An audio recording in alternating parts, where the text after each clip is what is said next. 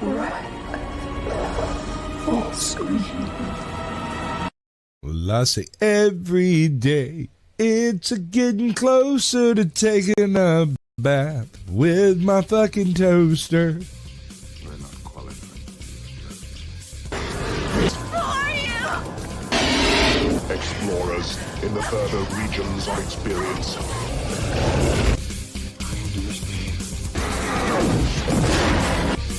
Did you not listen? Then the hell with you.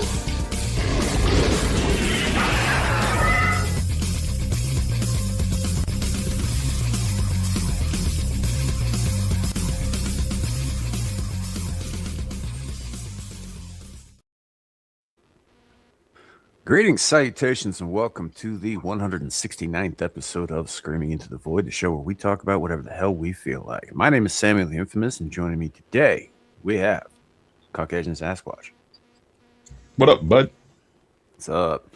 We also have joining us for the short time that we have him before the Marine Corps makes him their bitch, Shadow of Hawk. I prefer the term government property. Yeah, what you prefer doesn't matter. You're their property. Yep. Yes, theirs, not yours. And then all the way over from Londonistan, or, you know, fucking somewhere else. I don't know. It's a small island. Abe. Yeah. Yo, what's going on? So obviously I got my my ringleader hat on today. You can see I also have a Santa hat on today. I'll probably be wearing this through the rest of the month on stream, just because I don't know. It seemed like a good idea at the time. Yeah. Welcome in, everybody. We are live currently on Twix, YouTube, and Rumble. Two separate YouTube channels, mind you, Caucasian Sasquatch and Samuel the Infamous. If you're in any of those places, drop a comment. Let us know you're here. We'll do our best to acknowledge it, etc. at all, yada, yada, yada. Before we get too much further, we're going to go ahead and say hello to the chat. Grift. We've got first up. Oh, yeah, the grift. We'll get to that in a second.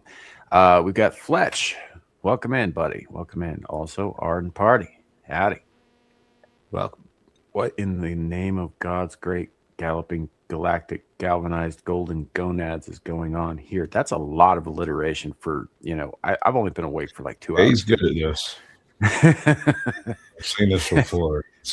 It comes to shakes. Yeah.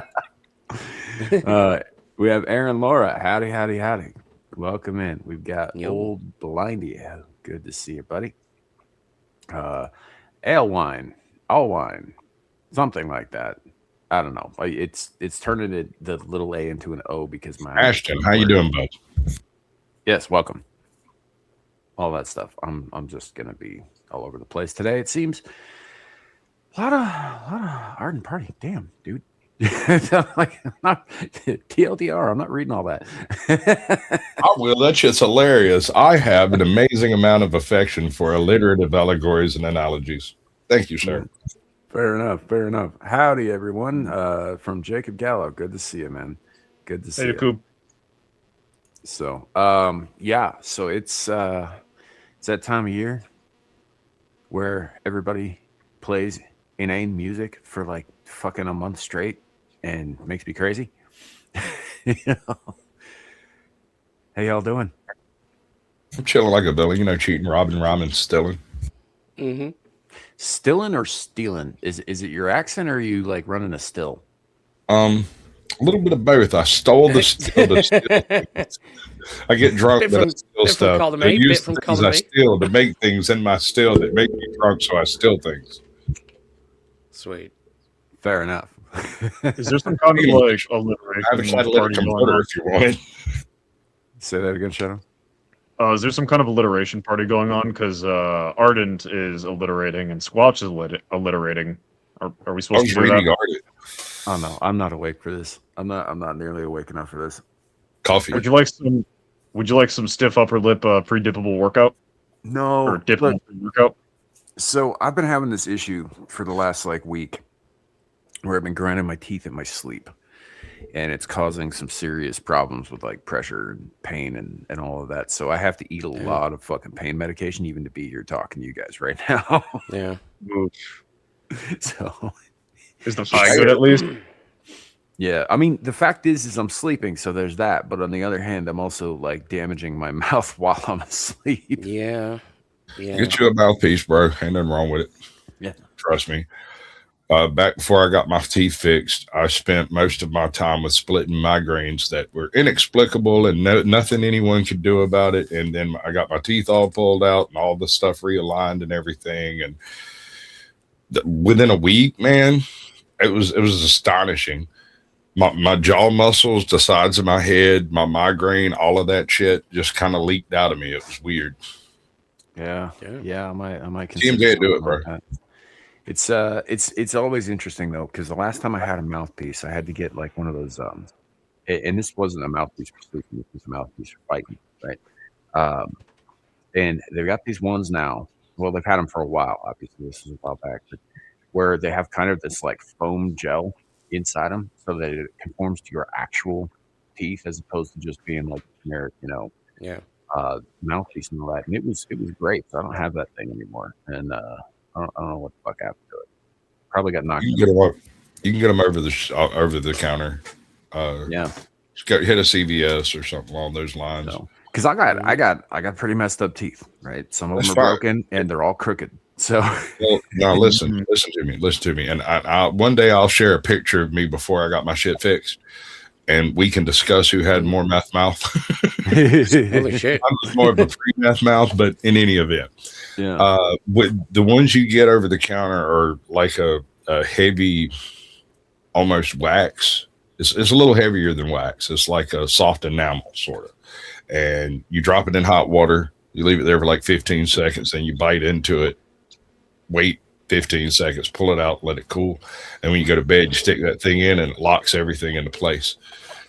You can grit on that. You can chew on that shit like bubble gum. It won't give a damn. Right. There is one tiny issue. Hey, Darlene, welcome in. You got to make sure to get the right size for your mouth, because if it's too small, you'll end up getting it locked. Like it'll pop out and go sideways. Yeah. I've had that happen once and completely just dislocated my jaw on both sides. Yeah, that was always like the challenge. Like even back when like before they put those like those foam conforming ones out, you just had to get whatever it was that they gave you, and it was not a one size fits all kind of thing. And I've got a weird mouth anyway, because it's like a medium sized mouth, but the way my teeth are angled, they're all angled inward. Right, so it makes them appear they take up less space, like in the interim, than they should. And so, like finding something that fits was problematic for a long fucking time. And plus, one of my canines sticks way the fuck out. So, am I unironically gonna sit here laughing in Britishness? Yes. In the sense that I've never needed any of that shit. Oh no, my teeth are fine. Yeah. Always have been. But fucked up teeth are the natural state of the British population. It's an issue for us. Was it? I know it was Charybdis. No, it's kind of the other way around, you cunt. Gotcha, bitch. Right. So Sam, what you're telling us is that your mouth looks like Charybdis from Greek mythology. It does in fact look like there's an eldritch horror on my face. Yeah. Nice. Not on your face; it's in your mouth. Well, my mouth is on my face.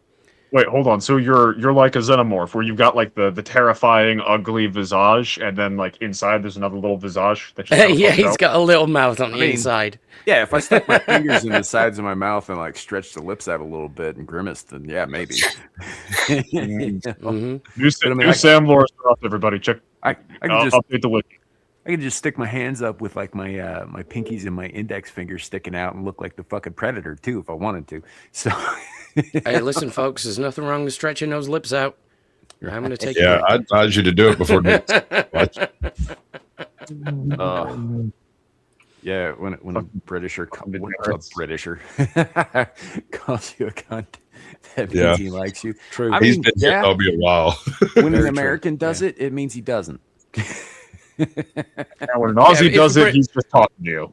A Brit or an Aussie, yeah. It's a term of endearment, but of course, it requires context. Right, right. In the United States, there are exactly 2 contexts, and one of them is vagina. Yeah. Just like if you said, wait, After a fashion, they're all I shouldn't vagina. make that joke. I should not make that joke. I mean, if I call you a cunt, you're a cunt. If I call you a cunt, you're a cunt. But if I call you a cunt, that's a little different. Yes, Fletch, 100%. And yeah, I got the reference. I got the reference. I love fucking Predator 2. It's a great fucking movie. I don't care who We says played it. this clip. We play this clip on the Hump Day Chinwag, where it's just like did it. You're a cunt.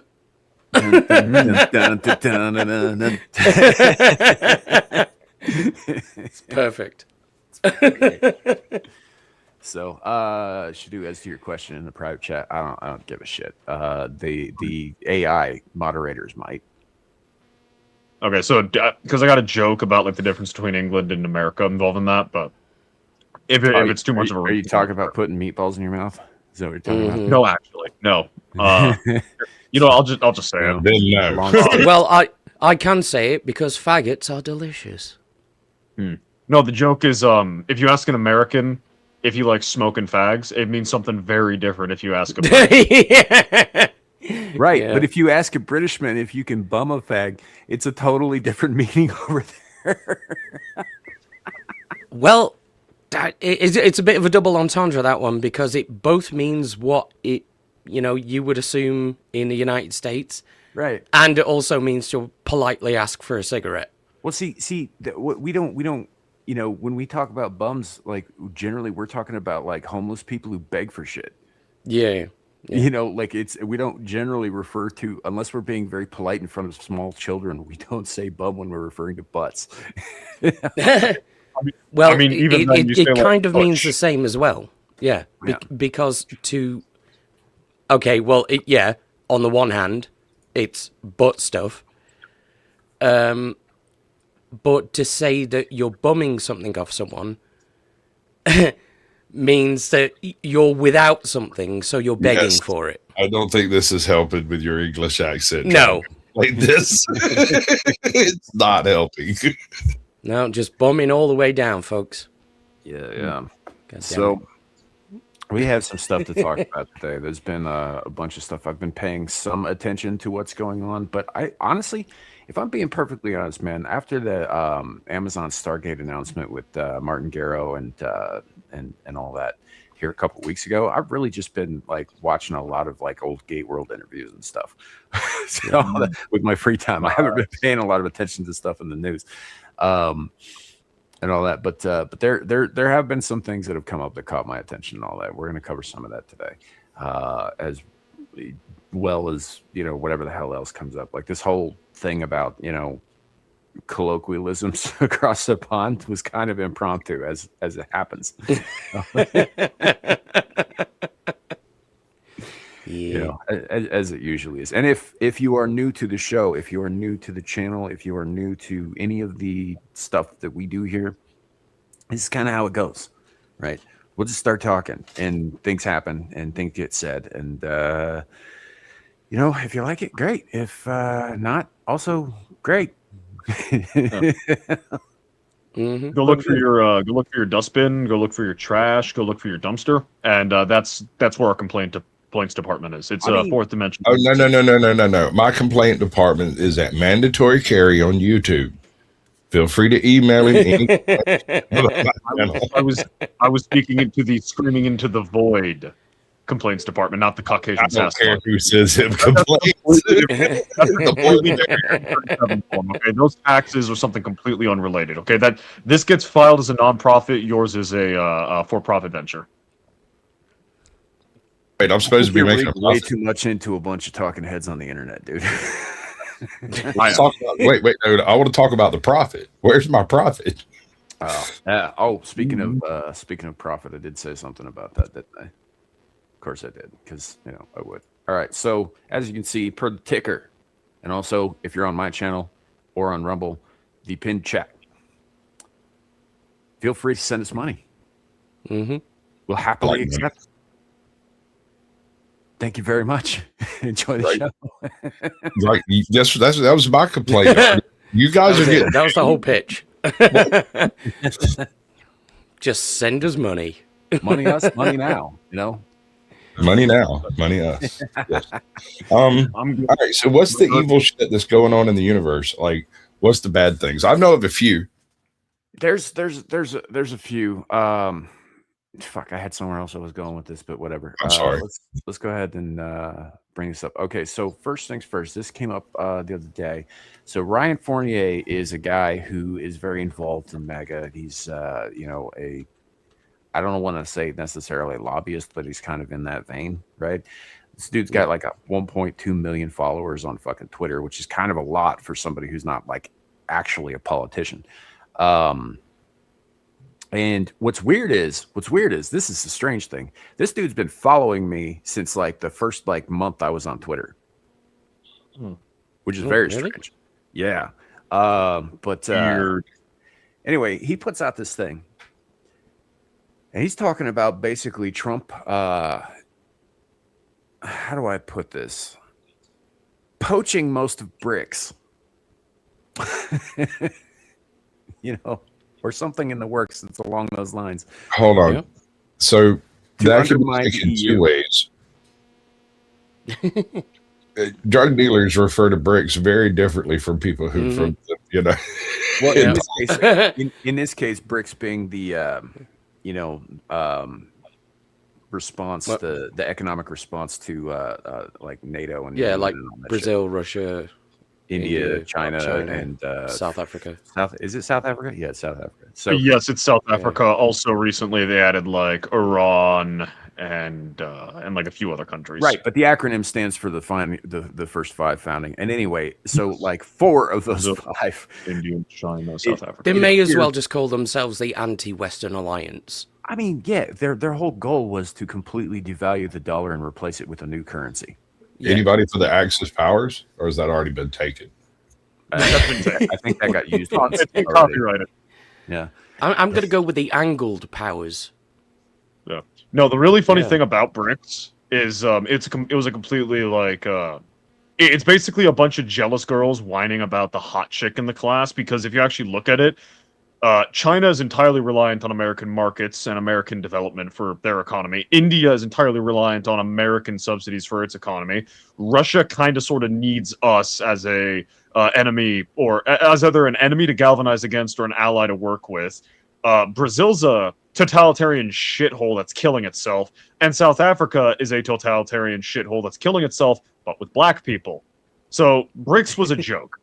It was basically just, we are uniting against American. I don't know why I'm using a Russian accent. They're black people, right? Close enough. Yeah. No, those are Latinos. Whatever. Sam. Those are non-white Hispanic Latinos of African descent. There are also white Hispanic There Latinos. are also There are Asian white Hispanic Hispanics. Latinos. So, like Brazil is Anyway. a very diverse country. There are white people who claim Latino descent so that they can claim to be not white. I've met a few on YouTube. These people are down there. I got a really fucking good score on my modern Brazil class, despite being a conservative, getting taught by a clear socialist. So I think I know the topic all right. Well, this kind of ties into something else that I'd seen yesterday too. Is that apparently we just removed all of the fucking sanctions 5 months later that we'd placed on De Moraes. De Moraes. What? He's the Supreme Court judge that has been basically running the place like he's a dictator. Yeah, right. I got you. You know, the one who looks like fucking Voldemort. I've never seen a picture of what he looks like. I just know that he was acting very, very. He was basically doing what they claimed Bolsonaro was doing, which I found absolutely ironic and hysterical. He's the one who prosecuted all the stuff against Bolsonaro too. He's the one that's my point. Who installed? I forget the name of the guy who's in there now. The current president of Brazil, who is a figure, Lula. by the way. De Moraes is the ruler of that country. I mean, mostly because Lula's retired. He doesn't care anymore. He had his good years. He's basically just back to bask in the glory. Right. So what's interesting to me here is what's weird. this whole thing, and this, to be fair, this is uncorroborated. Jesus, I can't talk today. Sorry, guys. Uncorroborated information. This is just something I've seen in here, but apparently, according to Mr. Fournier, this is a I don't know, like he's grabbing up China, Russia, and India. Like obviously Brazil and South Africa are not included here, and Japan. Japan makes sense. I mean, we've been kind of economic partners with them since we bombed them into submission, right? Well, it's essentially been a vassal state ever since. Yeah. Protectorate. Let's give them a little bit of credit. They're not Puerto Rico. They're a protectorate. They're a good little protectorate. You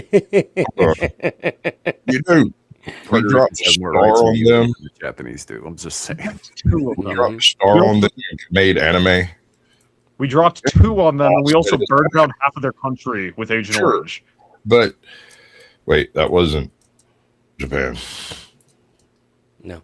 No, Agent Orange is something different than napalm. Sorry, no, because all of their major cities were made of wood, and we dropped napalm on all of their major cities. We basically burned down half of Baltimore, New York, Detroit, LA, and Seattle like a dozen times. Yeah, shit was basically a straight up war crime, but we got away with it because we were the allies. We got away with it because it's only a war crime after the first time. Well, I mean, I don't mean to be that guy. Technically, it's not a war crime until Canada does it, so we're good. No. Quebecois, till the Quebecois did it. A buddy of mine who, granted, he is Quebecois, so this might be a bit of nationalism, but he actually like pointed out, hey, what formations of men were the ones doing all that evil shit? Was it the Anglo-Canadians or was it the French Canadians? And of the examples I looked at, it was the French Canadians. So it's not the Canadians. It's Quebecois. Mm-hmm. Makes sure, sense. But the thing is like you have Canadians and French Canadians. They're part of the same country. And so just because they're apologizing doesn't mean they're not currently committing a war crime. So does that mean Tajiks and Pashtos are the same thing? Even though, because they're both Afghans? Your mama. I'll take the win, boys. This being my fucking area of study, let me beat Squatch at something. Let's fucking go. This not being your area of study, this little tangent I'm about to go on. You brought up Pashto, right? So Pashto is also a religion, or is also a language.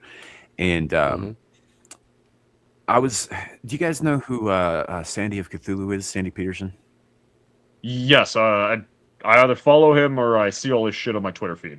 Okay, so this guy is responsible for pretty much bringing Lovecraft into the modern era, right? With games like Call of Cthulhu and Cthulhu Wars and that sort of thing. He was also involved in Age of Empires. He was involved in Doom.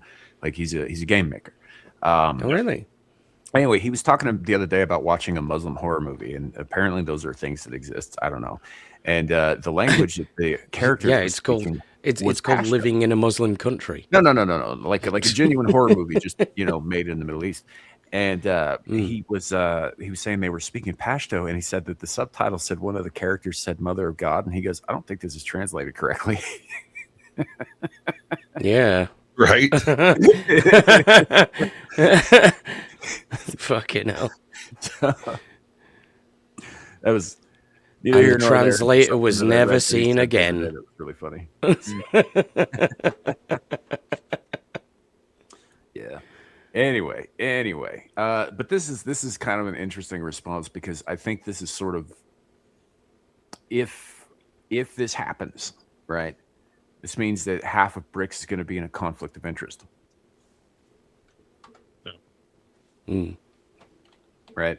Because the sole purpose of BRICS was to destroy the hegemony of the American dollar. The petrodollar. Hold on. What if they could subvert the hegemony of the American dollar to their interest rather than destroying it? Wouldn't that be just as effective? I mean, it could. Possibly. It could, but I think this is actually like the purpose of something like this would be to prevent them from doing what they're doing because they don't want the dollar to be the dominant currency of business worldwide anymore. They want to replace it with something else. It's a very globalist thing, but it's like we're going to do our globalist thing while these guys do their globalist thing, and whoever comes out top kind of thing.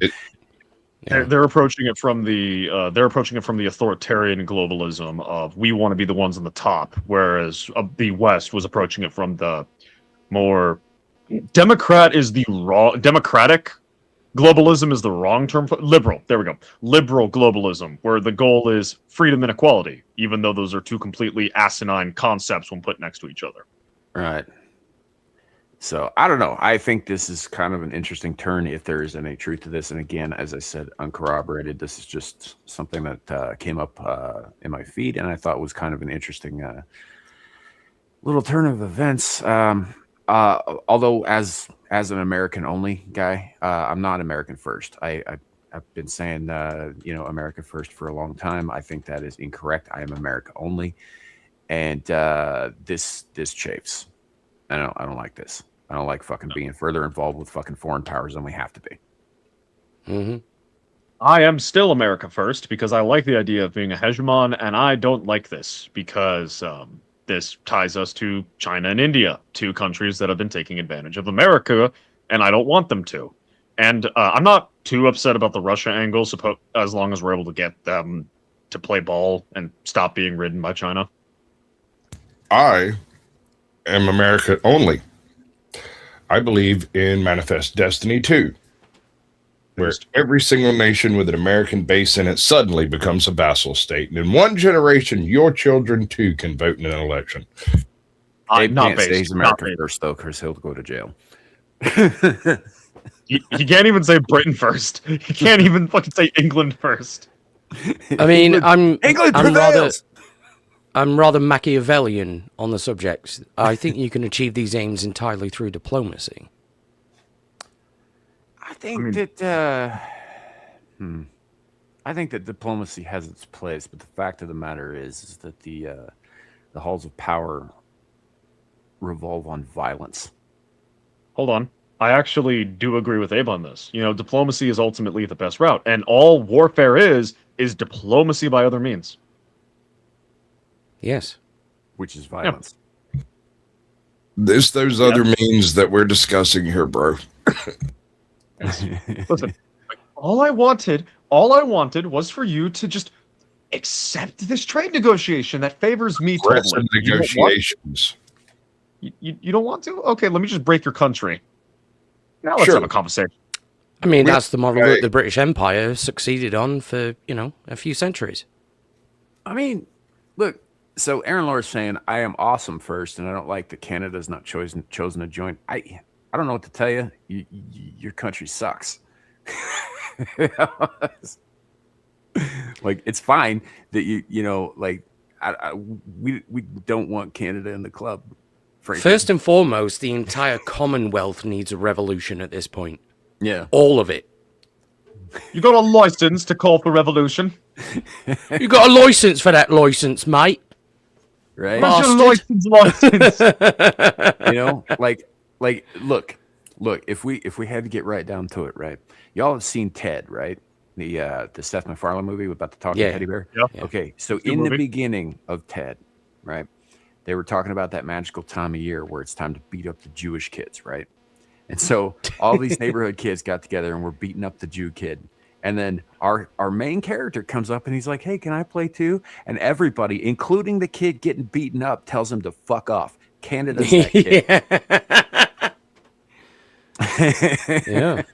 Yeah. Oh, man. Yeah. That was good. It's the most magical time of the year. So yeah, it's we'll see what happens with this. We'll see if there's any news coming forth down the road about it and all that. I'll check in on it and see if this develops. This could just be hyperbole too. You never know. I mean, some of these guys in Washington, they're just like, oh yeah, this is definitely going to happen, and they sound like fucking Mike Zero talking about Kathleen Kennedy leaving Disney. So there might be nothing to it. Who knows? We'll find out. Or it could have been something that like Trump said in like a negotiation with a bunch of European leaders being like, listen here, everybody. I don't want to do it, but I've been told by some wonderful people that none of you are really doing your part, except you, Poland. You're great. You're fantastic. You're beautiful. Keep doing what you're doing. But the rest of you are kind of losers. So unless you guys start playing ball, I'm gonna work with India. Yes, I know they're smelly, but they play ball. I'm gonna work with Japan because they play ball. They're like Poland. They know what's up. They're good. And then China and Russia, I guess, because you guys hate them. So, yay. Stop it. This is like the worst Trump impression I've ever heard, kid. No, here's the thing. He's got the part that I can't get. He's got the part I can't get. I can't do the cadence, the pattern that he does, the way he uses the syllables. He's got that nailed. It's just he is nowhere near the proper register or accent. Right. It sounds more like fucking weirdly Henry Kissinger.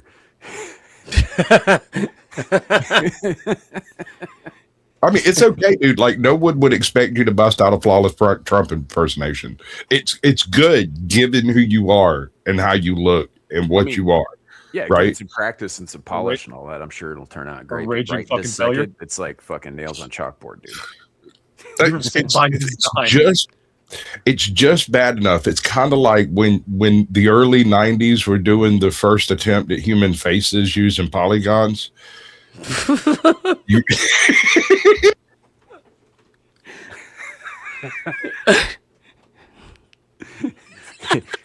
Shadow looks uncanny valley feeling. He looks unamused. Yes. This poor bastard, he comes onto the show and we just rip the fuck out of him. He doesn't deserve it at all. Hey, look. Done nothing wrong. I'm desensitized at this point. Like, legitimately, I've dealt with words. If you've not seen Bad, when I was like 18, 19, when I was first meeting these fucking jokers, it was worse. It was so much worse. We've laid off him quite a bit, actually. And He earned it. I justify it by saying that we're just preparing him for the far worse things that are going to be said and done to him when he joins the military. Like, a couple of weeks. If you're going to be a Marine, you're going to, We got to get this shit out of our systems because we ain't going to see it for a while. And when you come back, you're going to be immune to all our shit. This isn't about us. I'm just like, oh, okay. They're still doing these jokes. Okay, I'm disappointed. I'm not annoyed. Well, once you've been in the military, he's going to come back, right? And he's going to rip the piss out of us so hard because he's gone through that hardcore shit. Right. And we're just going to be sat here with our dicks in our hands like, what the fuck just happened? The thing is he will have been gone through by a professional. He have dedicated their entire a fucking institution. Like you.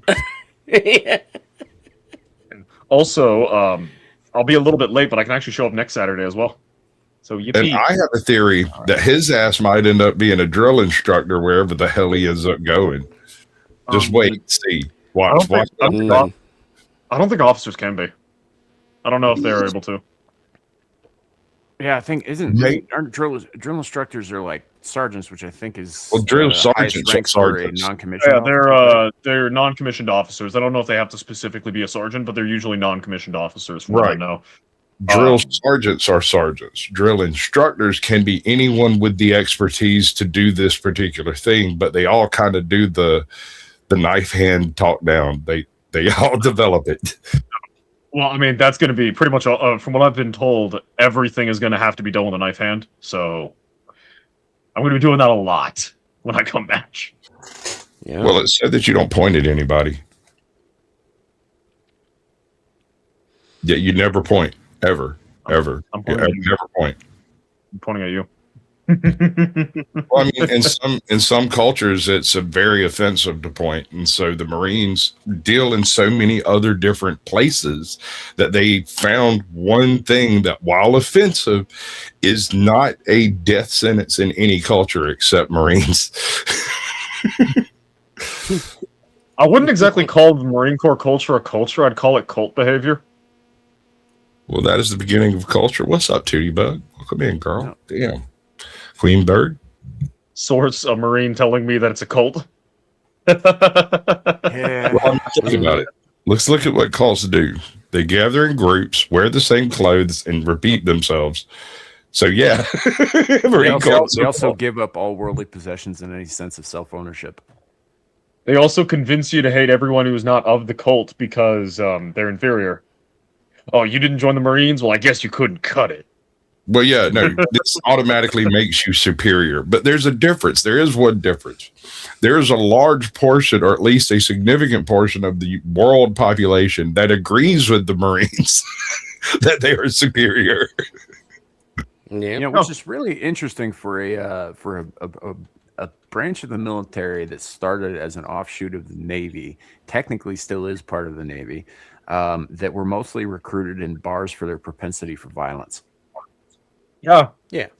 There, for a short period there were recruiters that were going to police stations and looking up the most violent people from the history of the tiny town. Well, I mean, that's what happened with what was it, John Paul Jones, when he was off fucking running.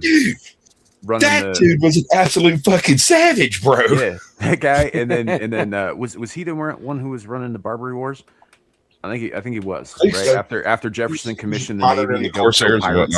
Yeah, because like the sole purpose of our Navy in the beginning was to murder pirates. That was it. That was like after the Revolutionary War and they retired the Navy and all that stuff. He basically brought the Navy back just because he hated fucking pirates. Hated them. In fact, I think that was one of the platforms he ran on. I mean, he didn't have to fuck them all. Come on. See, here's the real. Sorry, Swash. He ran on the premise of don't touch our boats. That is the entire purpose of the Navy. Yeah. Navy is not a merchant marine. The Navy does not do anything beneficial to any country anywhere. It is simply in existence for one purpose and one purpose only. Don't touch our boats. Don't touch our boats. And some people still fuck around and they have to find out. I mean, but Sam talking about the Navy. What's really fascinating about the U.S. Navy was when Congress designed our military, they didn't want a standing army. They wanted an officer corps, obviously, but they didn't want like a standing force of battalions and companies and legions and regiments and divisions and corps, because they saw that as an avenue of oppression by the federal government. It wasn't until like the Civil War and the Indian Wars that you really saw, okay, we kind of need a sort of standing army, and then World War I really reinforced that. But they recognized you can't really do a Navy as a militia. That it requires a specific kind of skill set and hardware and maintenance that you need that just 24/7. So for a period of time, the Navy was really the only standing military force for America. And the Marines at that time were just a part of the Navy until they separated off. Of the Navy. Well, yeah, I mean, what they did in North Africa is why you don't fucking touch Americans.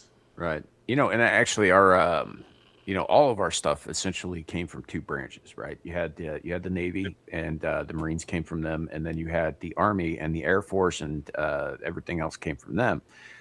In fact, my grandfather was serving at the time that the Army Air Corps, which was a division of the Army, split off and became the Air Force.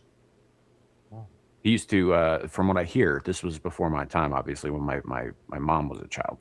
He would come home from dinner and talk about how, he was working on this plane this day. He was working on this plane yesterday. It's the same plane. They just swapped the fucking stickers.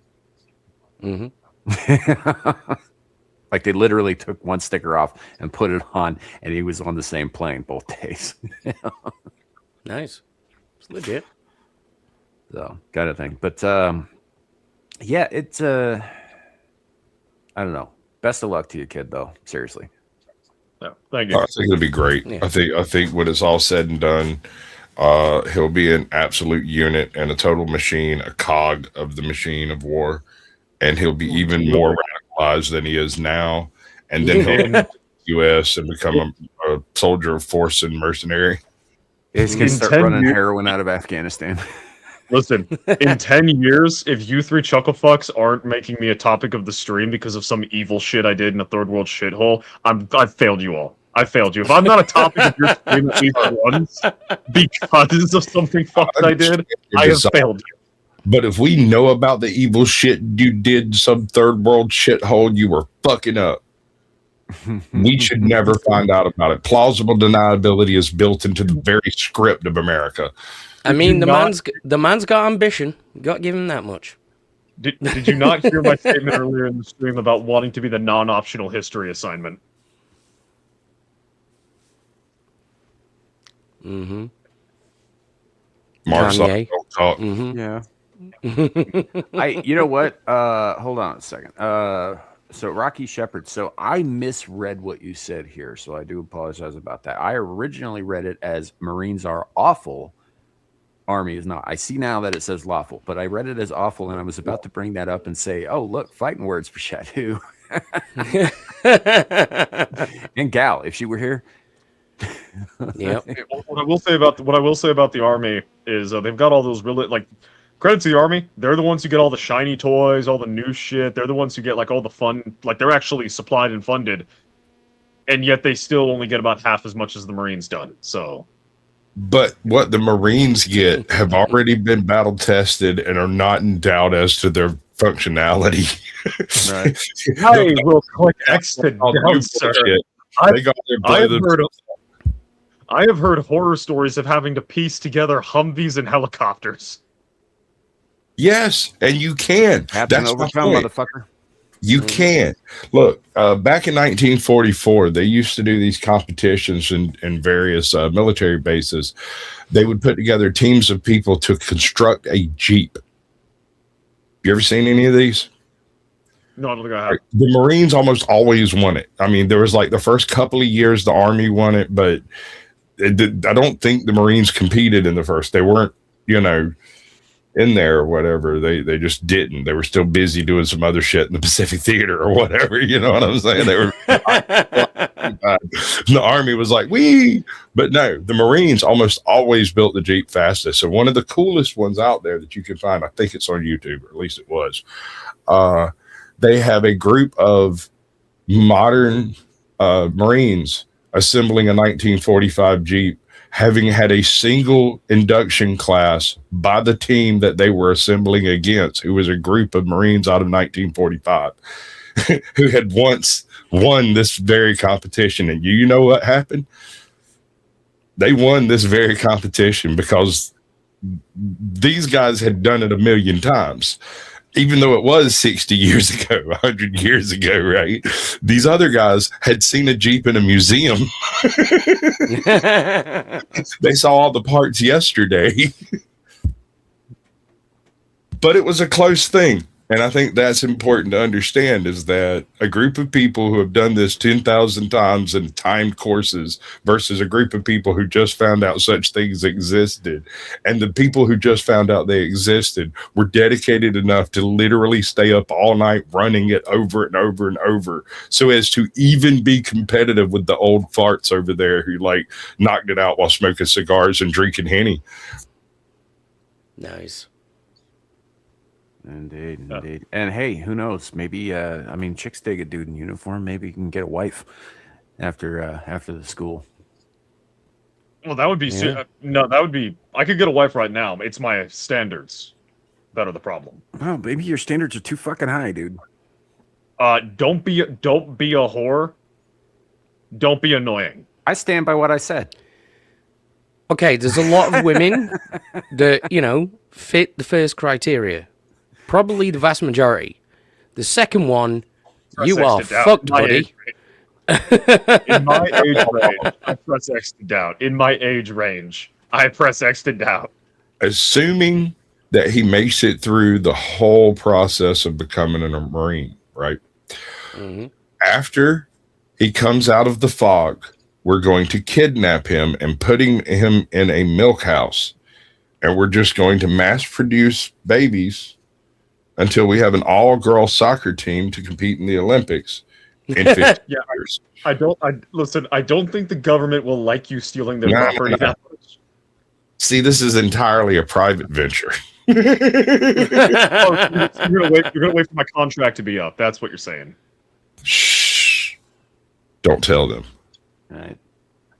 Never play your full hand, kid. Never play your full hand. Mm-hmm. Yeah. Keep it secret. Keep it safe. Is it secret? Is it safe? Sinkholes? Yeah, sinkholes. What's up with sinkholes? Turkey apparently has what they're loosely referring to farmland, in my opinion.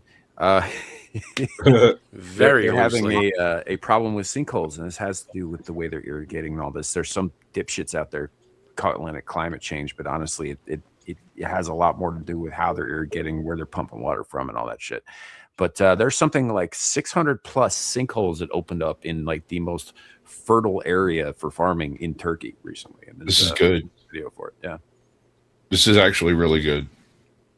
And this isn't going to make any sense on its surface, but in reality, one of the reasons why these areas are destitute of water is because they have no surface relief. There's nothing to break up the trade winds blowing over. There's nothing to force moisture out of the sky. And when you open up these sinkholes, you're creating microclimates, or unintentionally, it's just a byproduct of it. You create these little microclimates. One of those sinkholes will inevitably collect every drop of rain available to them. God damn it, Aaron! It's a good thing. Yeah, it does kind of look like God teabagged the desert. Yeah, one that's smaller than the other. Anyway, yeah, and made his image. Image of his nuts. He's nuts, motherfuckers. Yeah, if you look in the background over here, this isn't new. I mean, they're talking about it like it's something new, but that one over there, right, the one you see in the back right, that has at least 10 years of water deposition that's occurred in there. There are trails that are going down the sides of that thing. I don't know if y'all can see it. Oh yeah, yeah. Talking about the one on the right, just below the logo. This is how natural lakes form. So, not here. Those are walking trails, right? Those are not water trails. But that particular sinkhole. No. Like if enough of these sinkholes open up over a given space, like this one that's photographed, that will in time become a natural lake. It should. Which will benefit everything around it. I do know that, and I learned this reading about karst formation sinkholes, which are a little different, but they have the same like effect on the air, and it's like wind blowing over a golf ball, right? When you have that take place, it creates this bubble, and that little bubble rotates and just becomes more humid, and you end up with a microclimate of actual moisture under a very dry layer of desert air. And so the base of each one of these things will be a much more palatable place for life in general. Yeah. I don't know if it'll become a lake. I mean, it looks a little dry to me, but we're talking about a semi-arid steppe area that's borderline desert. They don't get a lot of moisture. Right. Yes. Yeah. So we're talking in terms of like ages, not this is going to happen in the next 10 years type shit. Yeah, no, in the next 10 years, probably just going to be a bunch of fucking Turkish farmers dropping into the ether when the ground gives way. Yeah. Yeah. Which is kind of what's happening now.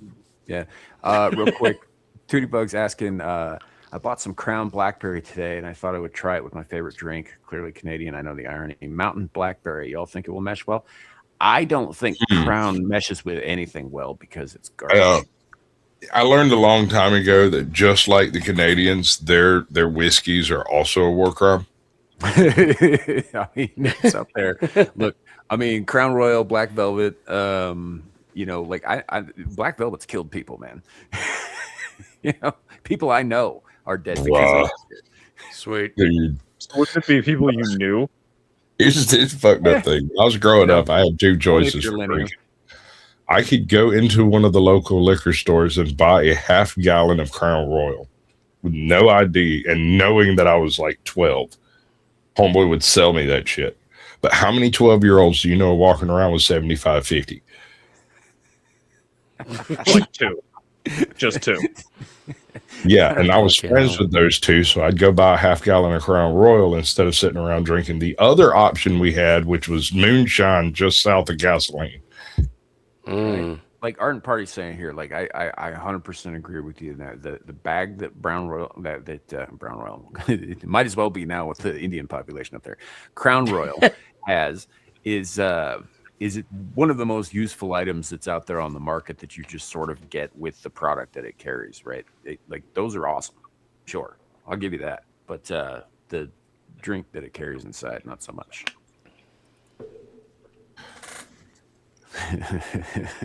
One of the most heinous nights I ever experienced was involving 2 pints of Seagram 7. Don't do drugs, kids. Okay? Drugs are bad. He says as he lights a blunt. Yeah. Hey, Sam, can we flash up the medical ticker? We could, I guess, if you insist. Mm-hmm. Dude, Seagram's is Okay. like what happens with Crown Royal when it falls down drunk at night and falls down some stairs.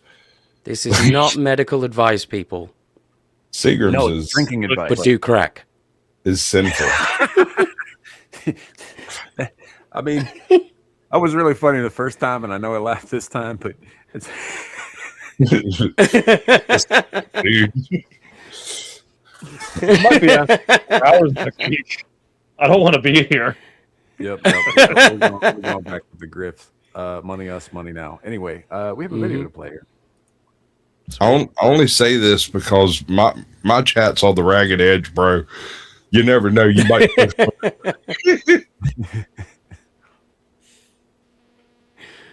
Nearly 700 sinkholes are tearing open Turkey's farmland, and the country's main breadbasket is literally caving in. Close to 684 large sinkholes have been found across the Konya Plain, the region that grows much of Turkey's wheat, and new ones are showing up every year. Scientists blame a dangerous mix of extreme drought, climate change, and decades of heavy groundwater pumping. In the Karapanar district alone, more than 20 new sinkholes opened in the past year, some stretching 100 feet across and plunging hundreds of feet down. Researchers say the collapses have accelerated since the early 2000s, putting farms, livestock, and entire rural communities at risk. In a desert. That's what I'm saying, man. Like when I first saw this, like I ended up quote tweeting the person who posted this video, and I was just like, I think farmland quotes is a little generous. Yes. No. Yeah. Yeah. Hold on. Let me back this up. This is one of the issues I have with people who talk about the quote unquote desert Southwest. There are parts of that area out there that are legitimate desert, but about half of what we call the Great American Desert is like fish gravel. It's not that it doesn't rain and there's no precipitation. It's just that it's nothing but fucking rocks. It's rocks, rock dust. Nothing absorbs water. And the entire landscape has become pretty much designed by rain itself to shed away moisture faster than anything you could possibly imagine. Yeah, it's like Under Armour for, Yes, for the surface. Yeah. Like that's why you have flash floods, is because nowhere has ponds in places for the water to settle and sit. And without it settling and sitting for a while, it doesn't actually penetrate into the soil at all. There's no soil for it to penetrate into. You need the water first. Yeah. And this here, I mean, again, this isn't like straight desert. This is a lot more akin to where I live, which is more of like a high altitude steppe kind of thing, where there's not a lot to prevent wind erosion, but there's also not a lot of arable soil. Right. So when they talk about Turkey's breadbasket, Turkey doesn't produce a lot of fucking food. They never have. No. Right. Mostly they import food because it's kind of a shitty region to try and grow shit. Well, that Anatolian region. But it's not much. And so when they talk about like, this like vast farmland, it's not, I take issue with the term farmland there. I really do. So unless they're farming yucca, I don't see that. Don't mess with me, man. I'll do it. I got no problem growing something. I can grow concrete if you paint it green. So, I'm telling you, dude. When I was a kid, I had a habanero pepper plant that I grew into a bonsai, and it was probably one of the most fearsome displays of Japanese severity I've ever done. Because can you imagine this little bonsai tree hanging there with these little devil lanterns all over it, bright orange and yellow, glowing in the fucking dark? They're so hot. For sure. Mm-hmm. I kept that thing for 7 years, bro. Those things only live like 3 or 4 years. I kept that fucker for 7 years. Holy shit. Nice. The fuck are you feeding it? I guess Yes.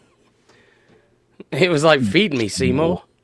Well, no, I had a Southwest style cactus pot that somebody barfed in, I think, and it killed everything. I don't know what happened to it. It just, everything kind of melted into it suddenly. And so I got rid of it. I bleached it, left it out in the sun for a few months, and then filled it in and grew 4 habaneros, one of which had a weird growth pattern to it. And the others grew peppers and died. This one grew absurdly slowly. Even as a young plant, it didn't really stretch all that much. It grew very compact. And so I just trimmed it up and kept it in there. I planted the cactus collection that was in that pot after this died was grown while the bonsai was still in there. I just overpopulated it with little baby cactus until it died, and then I pulled it out of the center and replaced the centerpiece cactus. Yeah.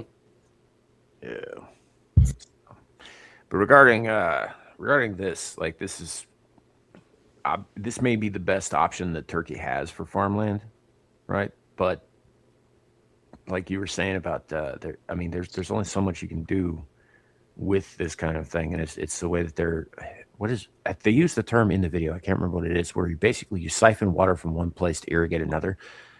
Aquifers? Something like that. It's similar to fracking, but like with less, coal, or oil or whatever. But yeah, they're moving water underground from one place to water above ground in another place, and what that's doing is it's basically destabilizing the strata beneath the surface, and then you get sinkholes. Yeah. Well, there's it kind of, I don't know about the geology in this location, but looking at it, right, it seems to have been a fairly stable location for fucking millennia, several thousand years. Because if you look at this particular frame, you see how level all of the different layers are? Right. Yeah. This place has not been disturbed by a major earthquake or all of these are floods.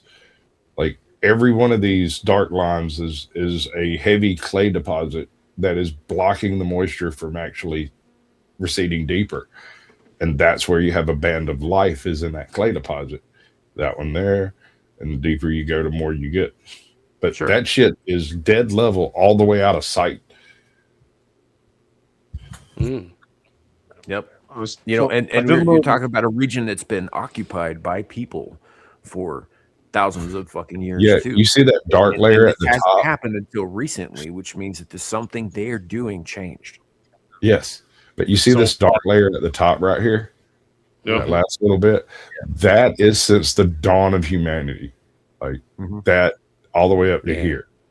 Right. And this is plowed. This is all plowed under. This is what they would call bedrock. Right. So that's all the arable land they have in this location. The rest of this is fucking aquarium gravel. Yeah. So I did a quick bit of Googling to kind of just like get a general idea of this. I'd actually need to look into some academic sources because I was getting a bunch of weird numbers and conflating grain production with pasta markets. But apparently the primary source of grain for Turkey is Russia, which I found kind of interesting. So if assuming this does affect their grain supply majorly, then you might see a NATO ally having to look to Russia for more resources, which is interesting. Turkey didn't Turkey withdraw from NATO like last year? Did they? Yeah, I'm pretty sure they did. Did Turkey? Because I remember there was a lot of like stuff about them. Yeah.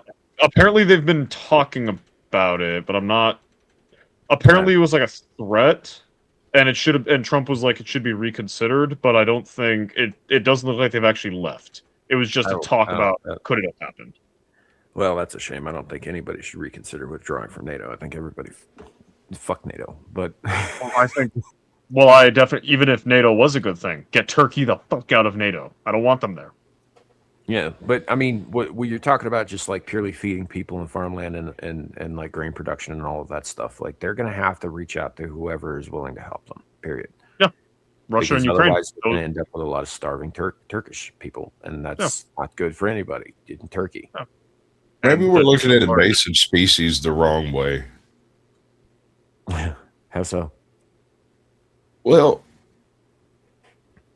the concept of regenerative agriculture is limited by the number of species available to the given areas in which you can actually attempt this, because it's all under the direct oversight of government overreaching agencies. And because you have to get all of the necessary permits to do all of these really big freaking earth moving projects, you're required to not utilize anything that's not native to the area in which you're trying to regenerate the agriculture, except for a handful of, approved grasses for fodder, alfalfa and whatnot. But here's the thing. There's a reason they brought kudzu to Georgia, and it did exactly what they said it would do. And I think it would do quite well in the Southwest. I don't think it would be nearly with the lack of water there, it would be a signatory of where water is, and it would shade everything, right? Mm-hmm. I mean, it grows 1.5 feet, like a foot a day here in the summer.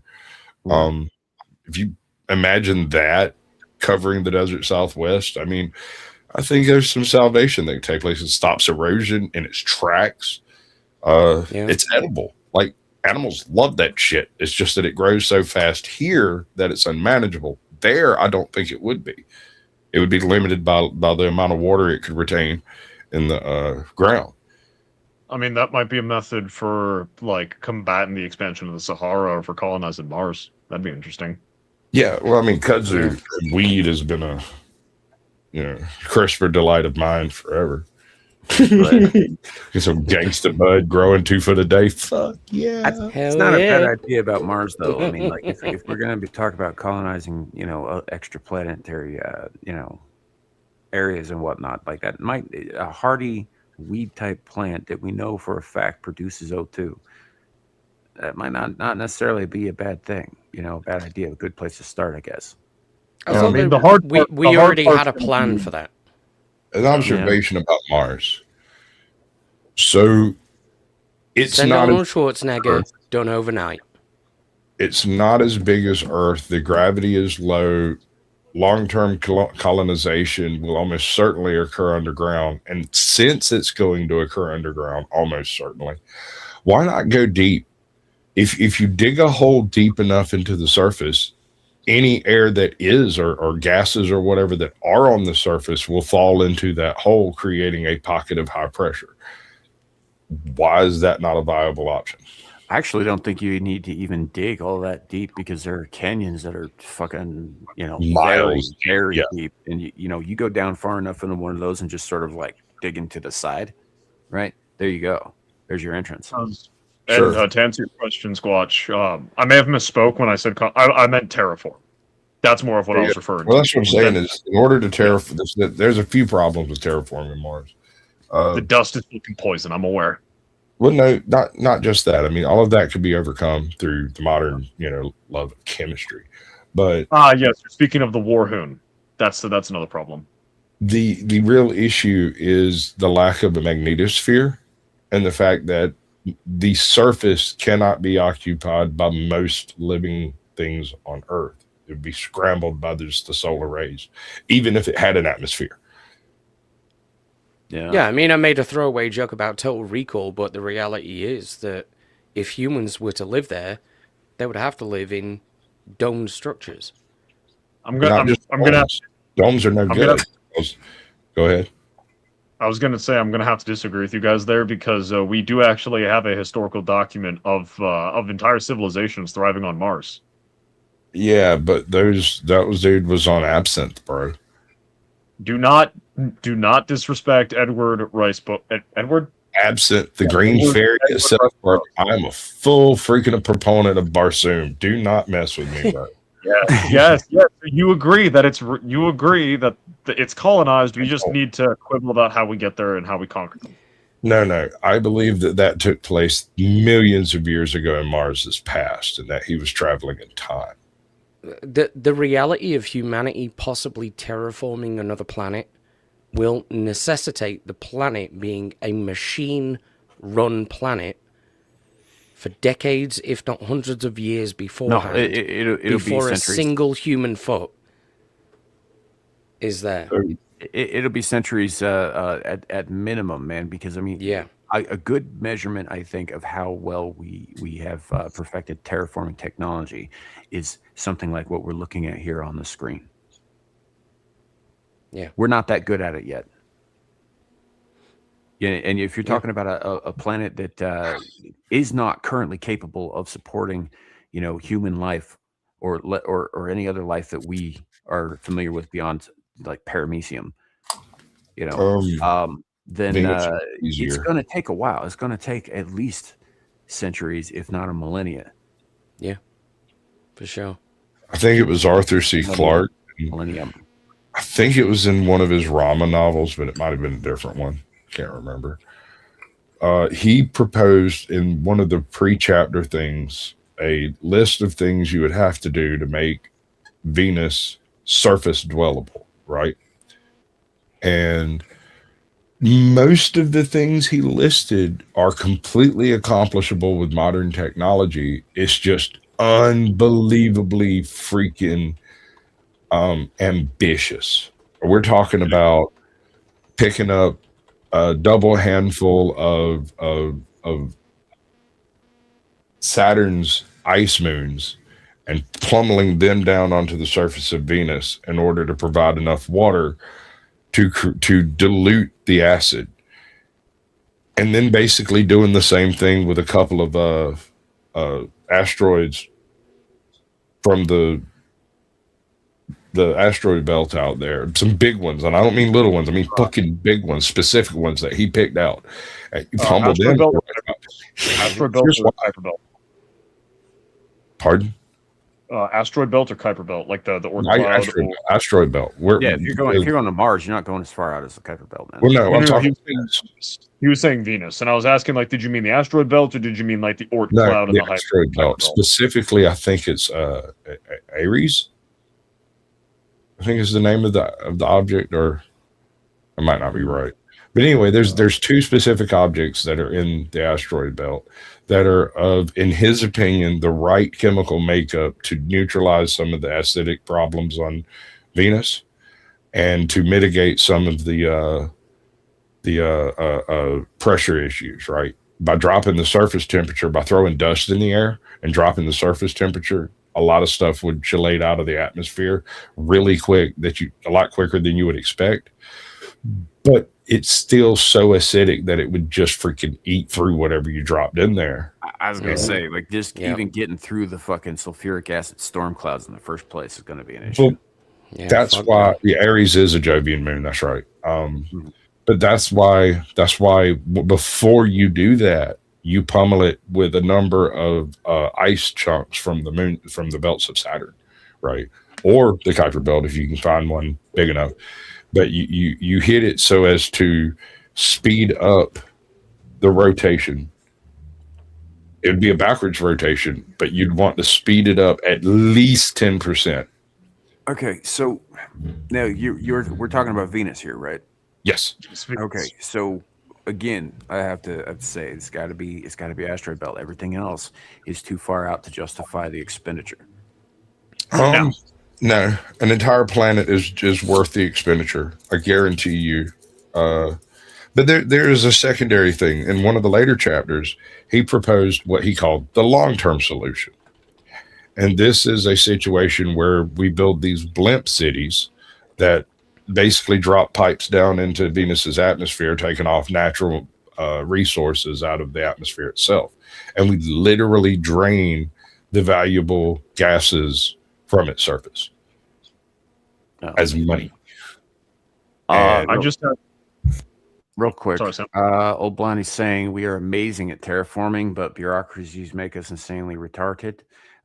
Trump and Japan are examples of things getting in days or weeks as possible. Look, I don't disagree that we're amazing at looking like we're good at terraforming, but the single best and most successful terraforming project in the history of mankind is the Salt Lake Valley in Utah. And it's still a fucking desert. It's just a prettier desert. We didn't actually change the area. We just changed the way it looks in a very surface level. I disagree. There's a project back in the 60s perpetrated by a single individual that grew into like a government impetus. I can't remember the guy's name, but he invented the concept of regenerative agriculture and then went on to like sort of create the dogma of it, like the Bible. While you're looking for that, Squatch, I think it was, who was it? Oh, Ardent said, did you mean Eris? Not Ares, Eris. Yeah, that sounds right. I think I've heard that name. Anyway, there's a big chunk of ice fucking around out there somewhere, and he was Arthur C. Clarke was fairly adamant that you're going to have to hit Venus really fucking hard with something at least once in order to disrupt the tidal lock that it's falling into. It's not completely tidally locked, but it is very nearly going to be. Yeah, but you got to get it spinning again, and it's got a similar mass to Earth, and it's also closer to the sun and subject to higher degrees of the gravitational pull than we are. Right. Like it is outside the Goldilocks zone. Slightly, just barely. Which is one of the reasons why he wanted specific asteroids from the asteroid belt to create a haze, a solid haze, not the fucking greenhouse hellscape that it is now, but an actual physical block against the sunlight reaching the surface at all. See, here's the thing: is I don't think a lot of sunlight does reach Venus's surface. Well, no, it doesn't, but the infrared does. Sure. And it's got nowhere to go because it gets trapped. It bounces off the fucking bottom of the clouds, and then you end up with it's like fucking microwave fucking surface temperatures. Smell red. But if you throw up a shit ton of dust into that atmosphere, two things take place simultaneously. One, a lot of your especially if it's not dust from the surface, right? A lot of it will be surface dust, but a lot of it will be parts of this impactor, right? And the impactor will have just a random assortment of stuff in it, whereas the surface has already been scoured by acid for billions of years. Oh.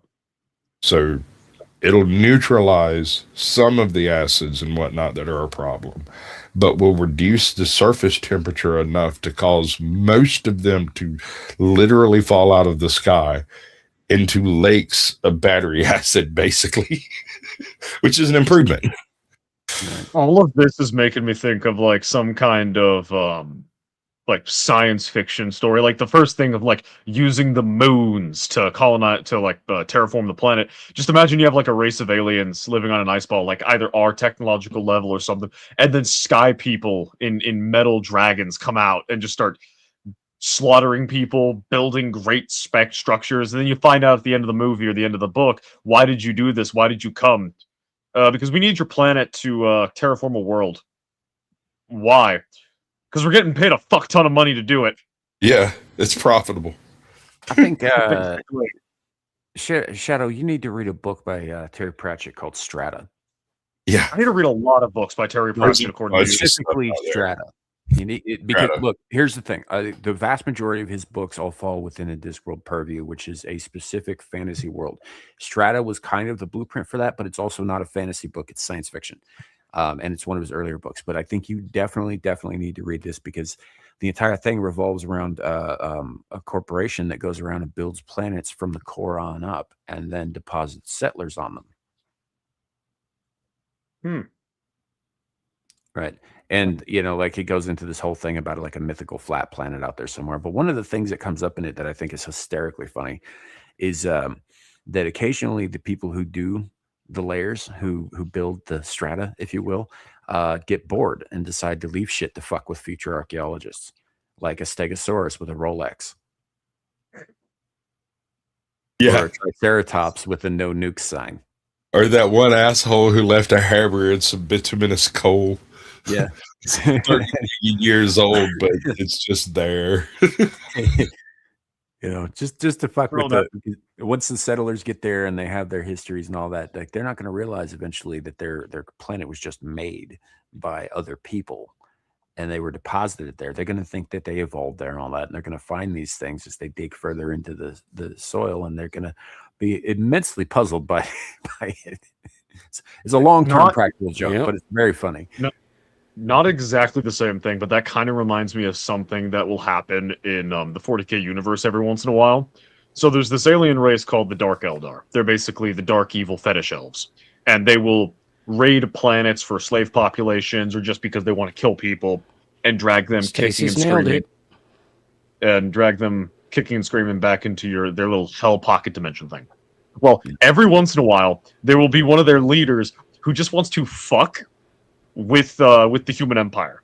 So they will intentionally, after the war's done, turn the distress signal on and then repair the planet as if there had been no attack, include vast amounts of like tactical data and like screams for help from the local populace, and like make it seem like the planet's seen Armageddon, and then you have the Imperial armies like show up to take the planet, and it's perfectly fine, except for the fact that there's no people.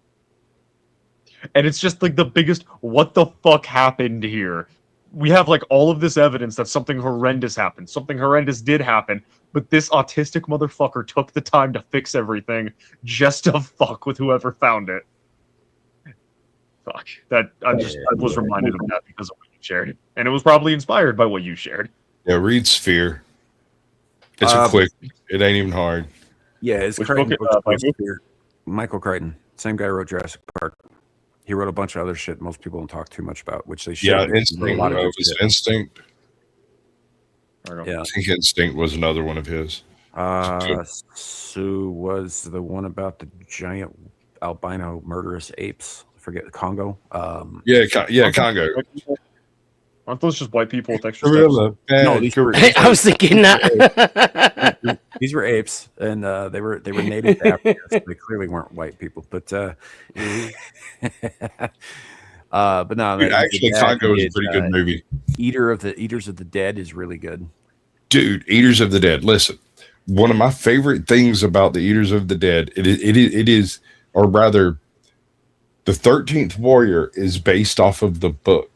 The book is based off of some like 4th century writings of some guy who was rewriting his grandfather's travels, right? Okay, so there was, back before fucking, Muhammad put a lockdown and all that stuff, Arabs did used to actually go out in the world and learn shit and write shit down and invent things and do all that stuff. And the dude you're talking about, I think, was Ibn al-Fawad or something like that. I think that was his name. Anyway, he was the traveler who is depicted in the 13th Warrior. Real dude, really went and met people from the north. Although, if you follow his writings, he didn't go to like Scandinavia. He ended up in the Viking Rus, right? The Kievan Rus, before when the Vikings were there, before it became Russians and all that stuff. But he did encounter Vikings. He just didn't encounter the Vikings that are depicted in that book. Right. But, he wrote all this shit down like fucking, like you said, something like 1,400 years ago, 1,500 years ago, something like that. Here's the best part of that story. There are points in the story where he says, "I have been told." A lot of the sentences start off with things like, "I've been told that such and such and blah, blah, blah. In this land, they wash with the sands and dry themselves in the morning dew," or whatever, But then he'll say this other thing, "With mine own eyes I have seen," meaning these are things I heard. They're just rumors, but I actually saw this thing happen. Right. And I love that shit. Yeah. Anyway, it's a good book. You should read it. The Eaters of the Dead. The other stuff is a little hard to get accurately translated from ancient Arabic, but check out Michael Crichton's got a lot of good shit. I think that you would probably enjoy. Andromeda Strain's up there. Fucking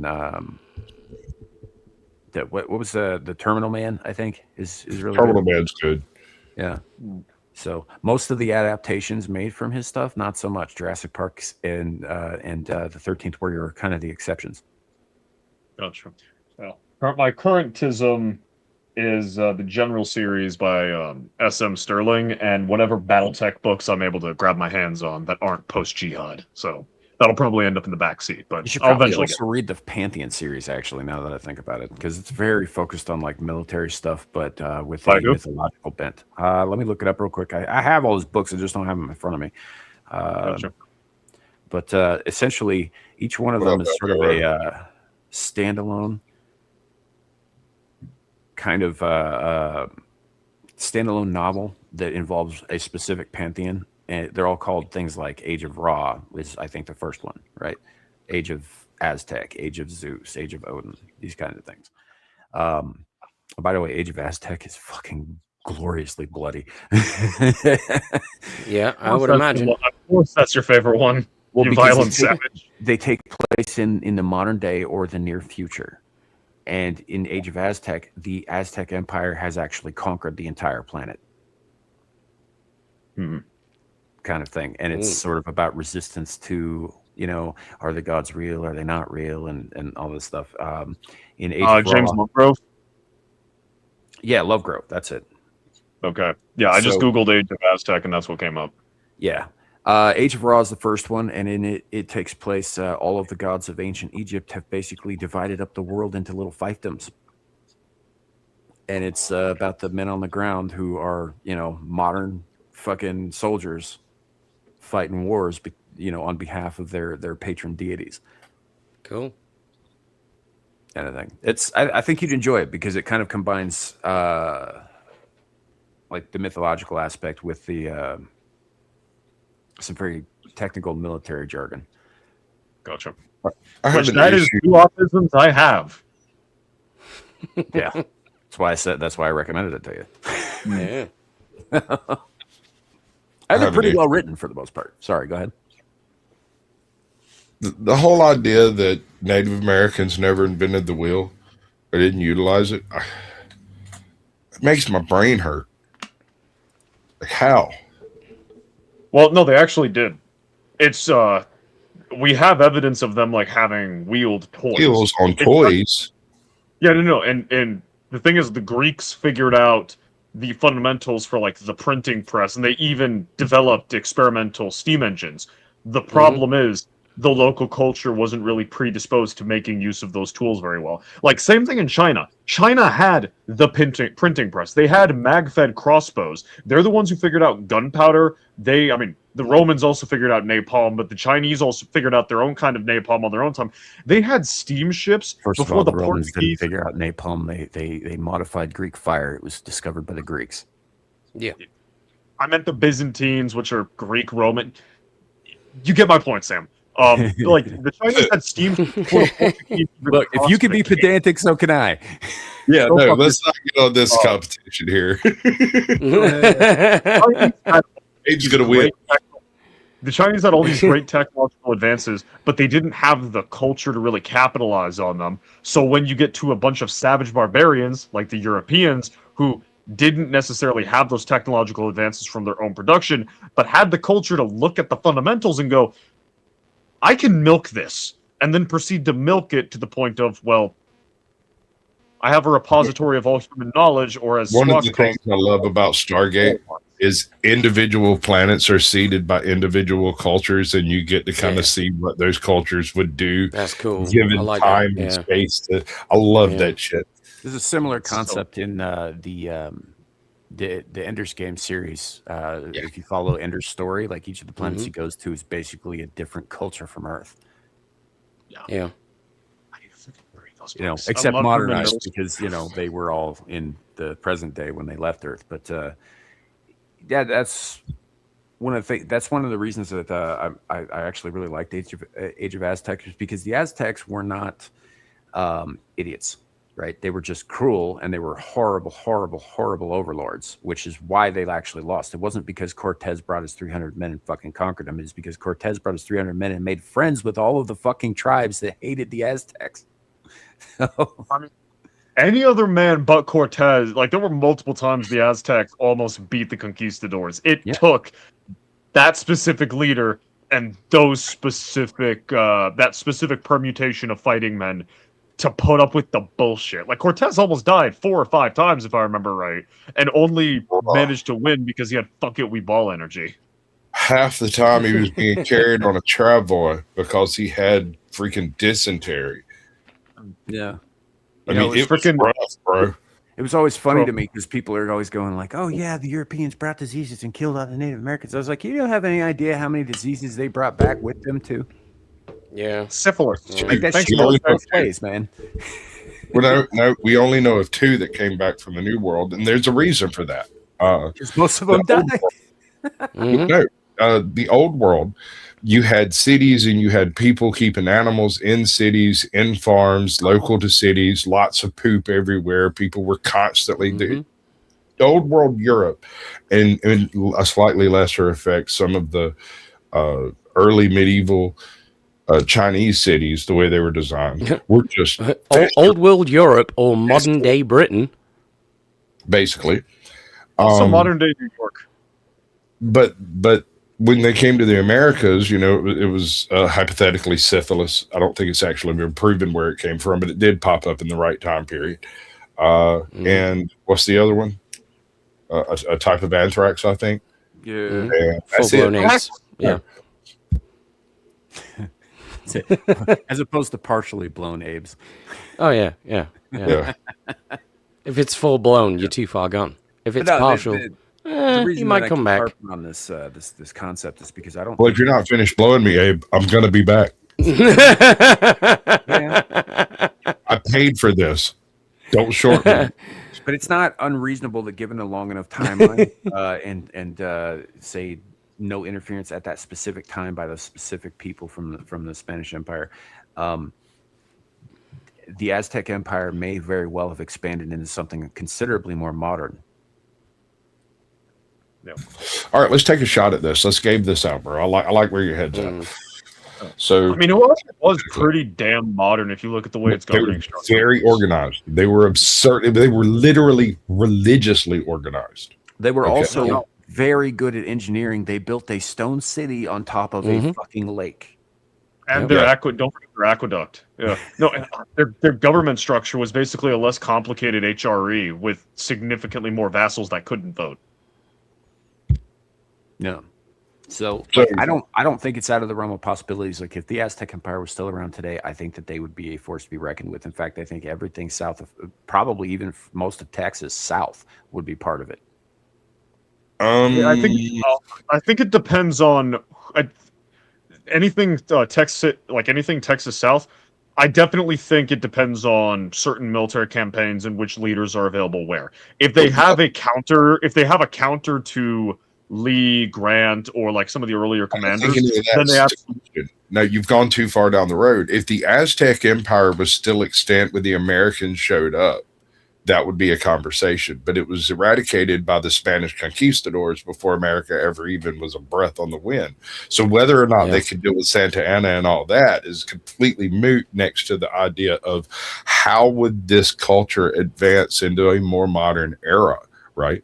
They've got advanced engineering. They've got advanced mathematics. They've got advanced observational sciences. They probably had quite advanced alchemical studies as well, given the area that they lived in. I think one of the really funny things. This is a problem. The type of writing system they had was largely conceptual, and so. Trying to get really pictographic, wasn't it? Ideas. Yeah, it was entirely pictographic. Entirely. Exactly. So you're not talking about a word that means butterfly. It would be described more along the lines of the caterpillar house butterfly or the caterpillar house sparrow or something like that. A concept dependent on its context in which it's used. Right, which means you can't really do very advanced observational sciences and pass them on to future generations in any meaningful way. It sounds That's like assuming the language doesn't evolve, though, right? That's assuming that the language doesn't evolve. That was what I was getting at. Language has to evolve. Even if it didn't evolve too much, like, you know, if you go back even as far as 5,000 years ago in Egypt, the hieroglyphic way that they had of communicating, it was still able to communicate immensely complex ideas, provided you knew the context, right? And those were largely based around the different cities of learning that were teaching the different conceptual interpretations of those markings. Mm-hmm. And so someone from Thebes might misunderstand something written from Memphis. Also, with something like the Aztec Empire, they had a very different numbering system that Eurasia had. Eurasia had the incredible invention of zero. Zero. That alone revolutionized civilization. They didn't have that. Okay, so they'd have to invent zero. Shadow, go ahead. Well, I mean, they could have. Go ahead, Shadow. Yeah. Well, I mean, are we assuming like they never had European contact, or they managed to drive off the Spanish? Like, because that would, because if it's the case of, hey, we are assuming. No, it's just cut it down a little bit. We are assuming that when Montezuma met Cortez caught a violent illness, and him and all his men died, and were not interfered with at that point. Was able to take on some of the technologies from the invaders and actually adapt and proliferate into the future to a modern society. What would that take? Gotcha.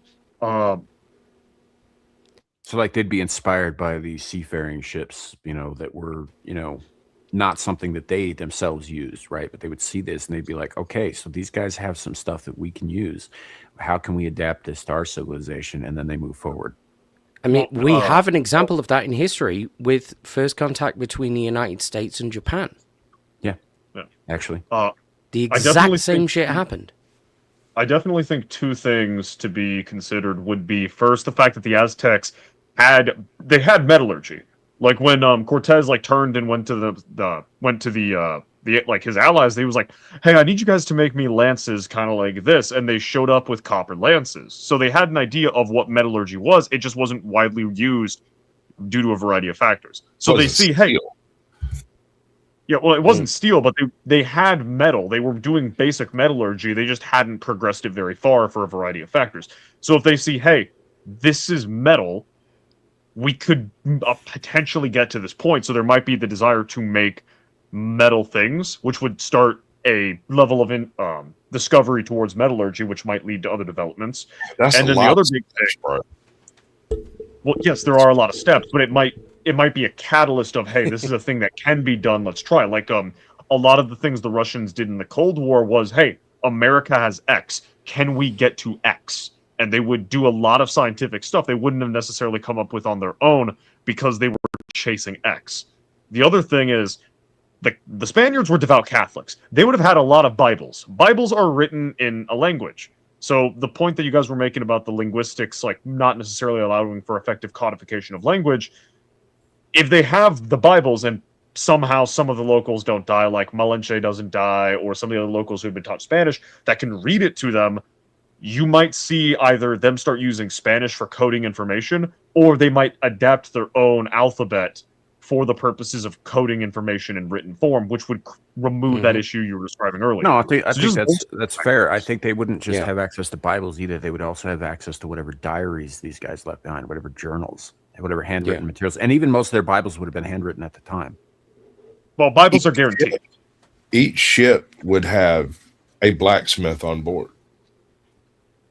And if one of these blacksmiths had taken the time to teach just one of the locals the basics of the trade, I don't think it would take but about 3 generations to go from knowing how to make basic steel to being able to compete with technological explosion. Yeah. Now the fun part is how do you stop them from going back to the state they were before, where, hey, we've hit like this new level of development, and they just kind of sit?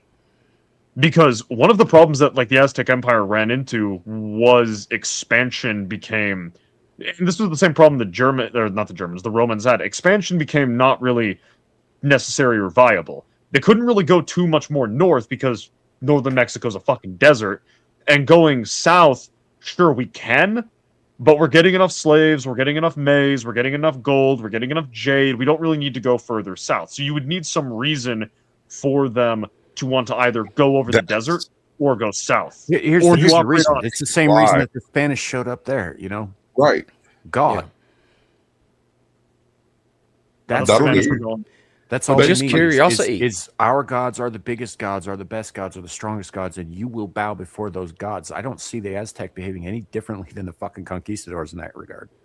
And there is no chance for them to become stagnant because there are other conquistadors coming this way.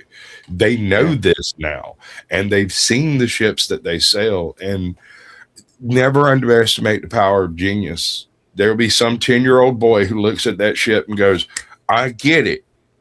And he'll be able to go and draw one on a wall and be like, this is how this works. So wouldn't that lead more to either a fortification of what they already have, which doesn't allow for the expansion outwards, or B, a reprisal, which means instead of going up into North America and South America, they go into the Caribbean. Wait, hold on, but then naval power, and then they could just circumvent the desert and go to North America. Yeah, yeah. Once they manage to capture, does geography exist?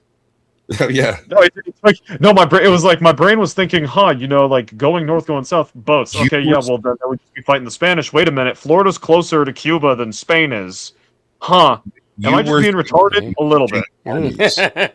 You were thinking of Aztecs without any type of mechanization or modernization. They're just walking, right?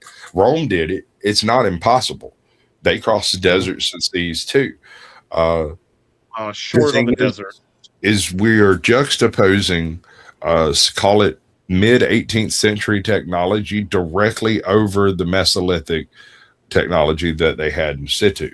Right. They did have metallurgy. They did have various sciences they were working on. They didn't have a viable language for exchanging the information, and they didn't have a very good system for passing down this information in a useful manner. Mm-hmm. It became across as more of a spell to be cast than it was a scientific documentation. Right. I mean, essentially, if all they really had to do was adopt reading and writing on the level of the Spanish, you know, and I think the possibilities are pretty much endless. And as far as expansion goes, like, I mean, maybe they don't expand, right? Maybe they just continue to move forward into modernity where they are. They were already a pretty expansive empire at the time, right? Yeah. You know, so I think the only real rivals they had the local rivals that they had, and they ended up stomping them out too, effectively, were the Olmecs. Well, and that's why China didn't really advance the same way that Europeans did, where they had really cool technology every once in a while, but they never really used it to advance that much. Chinese culture and China as a whole, it kind of advanced. Europe wasn't under constant threat of fucking Mongol invasion either. That's true. China wasn't actually. What? China wasn't under constant threat of Mongol. Most of Europe. Okay, fair enough. Yeah, because for like the steppe tribes, they usually weren't in large enough. Like, sure, they would burn down a village, take out a city, maybe occupy a region for a bit, right, but it wasn't until fuck moment. No, I get what you're saying. No, the Mongols weren't always under a Khan, but they were always fucking Mongols, dude. It doesn't take but a double head to burn you. They weren't. They were a threat on the frontier, but China as a whole didn't have to adapt its entire society to dealing with a threat. Compare that to random German prince. They did adapt their entire society to that one threat. That's what the fucking wall was for. The guy who built the wall is the guy who united all of China under one emperor, specifically do you know what they combat the Mongol threat. You know what the Mongols did? They just went round the wall. Of course they did. But the thing that he did that was revolutionary in comparison to other chieftains, he instituted the very first mandatory standing military made by every fighting age man from 14 to 60. And they all helped build the wall. They all helped feed the troops. They all did all of it all the time. Yep. And their culture and society basically stayed the same until the Europeans showed up and fucked everything up for them. Stagnation and prosperity is not rebellion, but stagnation and prosperity isn't a good thing for a society's development. You might get cool technology out of it, but you won't really apply it to anything. The reason why the Europeans were so dominant is the fact they were constantly facing conflict. So I think one of the best examples of this, Shadow, is the use of gunpowder, invented in China, only efficiently utilized by Europeans. And not just gun. There's a book which I'm loath to recommend because I know that the person who authored it is a fucking absolute leftist retard, Jared Diamond, and it's called Guns, Germs, and Steel. Yes. The three main reasons why Europeans came to dominate the world. But it sort of conveniently sidesteps some things that aren't as easily explained. So the Chinese had gunpowder. Sure. They had grenades. Sure. Did they have European steel? No. They didn't have European manufacturing. No. They didn't have European ingenuity for war. Yeah. Yes. Because they didn't need it. Because the Europeans were constantly killing each other, or killing Arabs, or killing Finns, or killing Englishmen, or they were never having. Whereas the Chinese just kind of sat there and just vibed. Which, if the Aztecs don't have if the Aztecs don't have I want history books from henceforth to describe the Chinese. It's vibing. After the Qin dynasty, they were just vibing. Pretty much. They had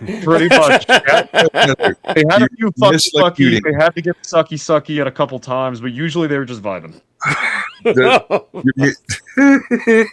See, the thing about ancestor worship is it creates extremely stagnant societies that change very slowly because people try to emulate their grandfather, great-grandfather, or whatever. And so the new ideas are just not taken on board seriously until a need arises.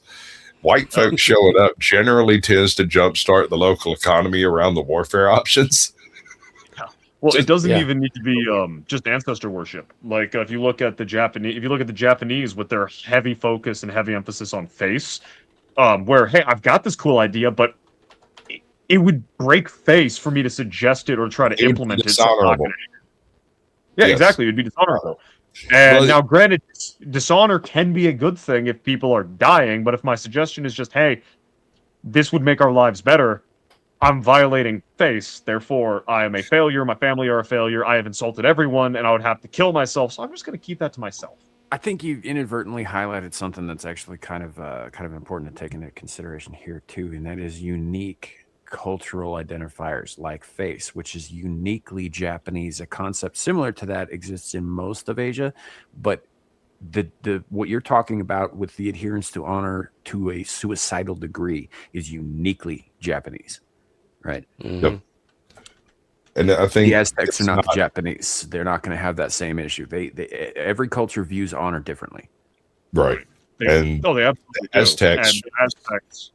Sorry, Sam or Squatch. The Aztecs seems to have carried honor in battle and in fatherhood. And raising warriors was just as honorable as being a great warrior yourself. So even if you end up turning you catch an arrow to the knee and you can no longer adventure. And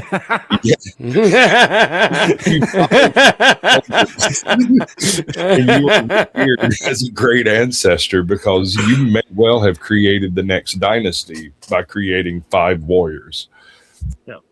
You yourself may not have been Belisarius or... I used to be a jaguar priest. And then I took an arrow. I was going to be the greatest Jaguar Knight the world's ever seen, but I got my leg caved in by a fucking club.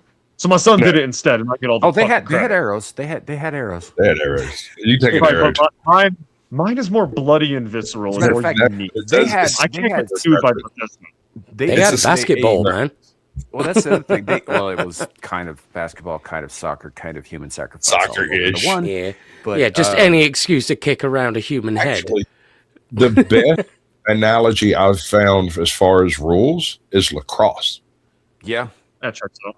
Yeah, as far as actual rules go, Hold on, that's the game that like you used your hips to like bounce things with. No, right? You use your hips, your knees, your elbows, anything but your hands and your okay. Well, I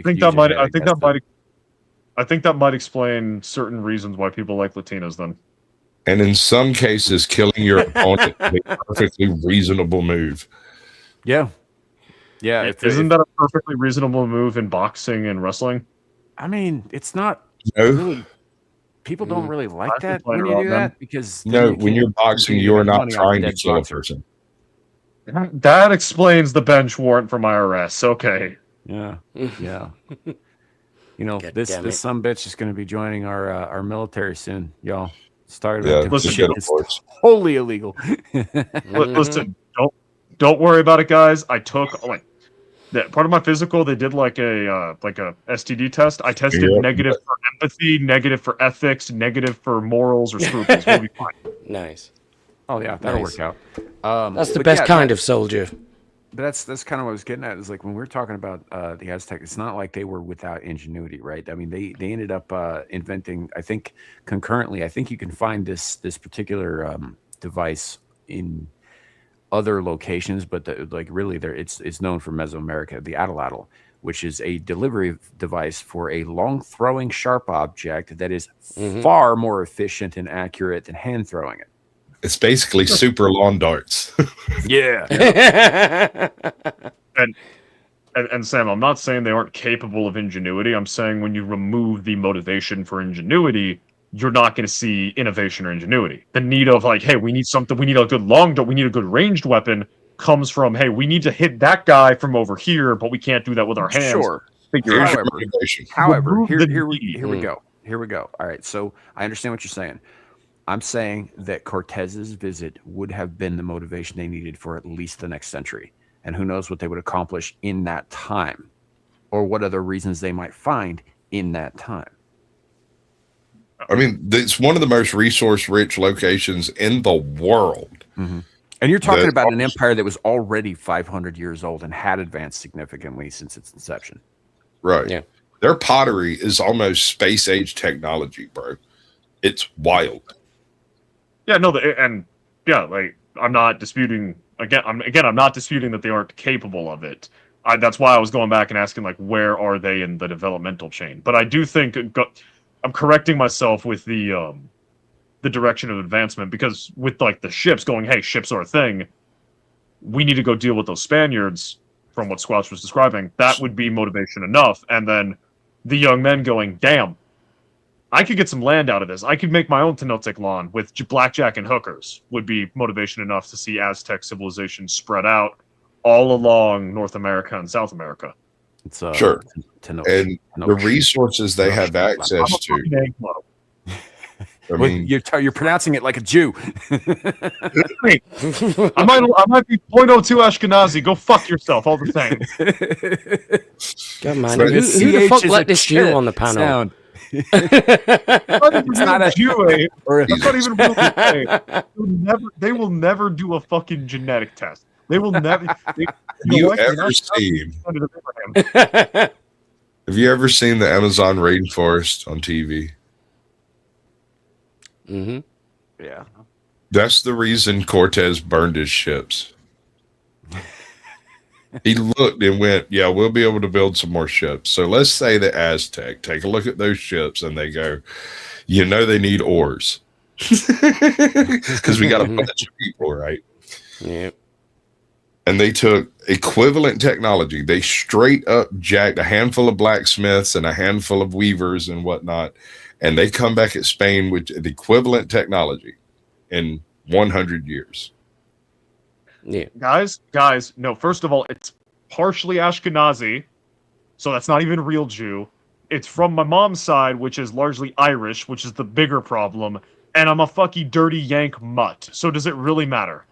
All right, who the fuck let this Khazarian on the stream? All I was saying not was a that fucking the step tribe pronunciation, bastard. linguistically, You can call me many things. Do not call me an anti-civilizational horse fucking sound, step not a tribe. sound. That's all I was getting at. I'm not sure. To this special episode of Trigonometry. Yeah, right. how have I becoming angry? This has nothing to do with me.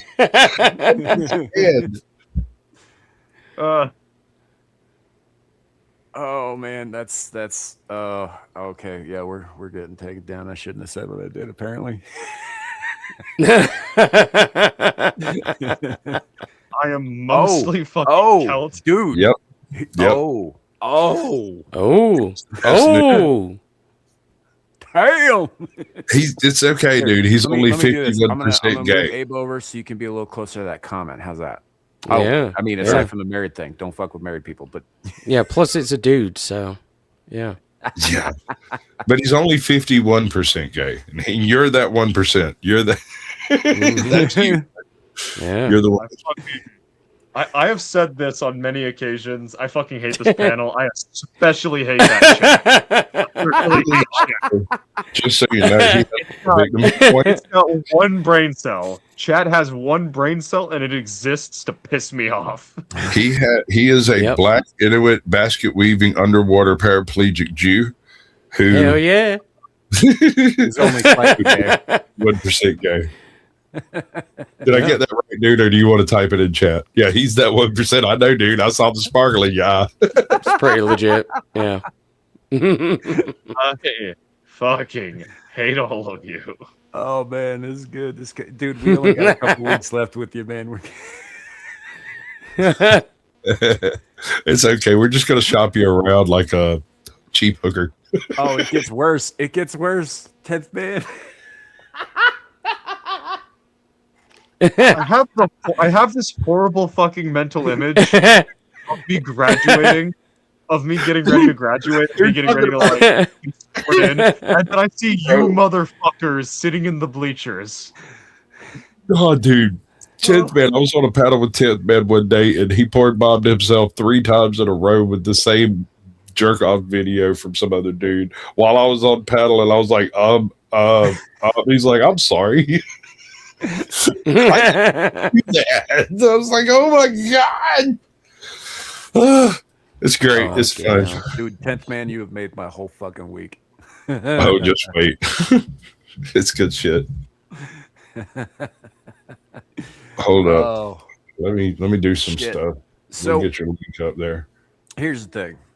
We had a bunch of other topics. I don't think we're going to get to them because honestly, this whole like what if scenario with the Aztecs has been a lot more interesting. I love this type of alt history stuff. Like, yeah. It would have been a big deal. Like if it had been the Toltecs, that would have been an entirely different discussion. While they weren't as technologically advanced as the Aztecs, they did have a bit of metallurgy, and they had designed a handful of roads. So the seed kernel is there. Had they developed the wheel and went on to utilize agriculture as the basis of their expansion, there's no telling where it could have ended, because they had like 167 different crops instead of like the 12 that the Aztec planted and the 16 that we use. They had hundreds. Yeah. Fucking yawn. Motherfucking yawn. Why? Hey, oh god. I mean, I don't know what to say, man. Everyone Diddy is eternal. It's like it. You know. Yeah. It's never going anywhere. Diddy is all knowing, all invading. You did not just fucking say with a perfectly straight face, Diddy is eternal. I did, in fact. Yeah. Put that on a fucking t-shirt. You might have a Diddy right up in you right now. And you'll never know. Hey, look, man. I'm just saying, somewhere down the line in some other world and time and place, somebody's going to be like, Ain't no party like a Diddy party.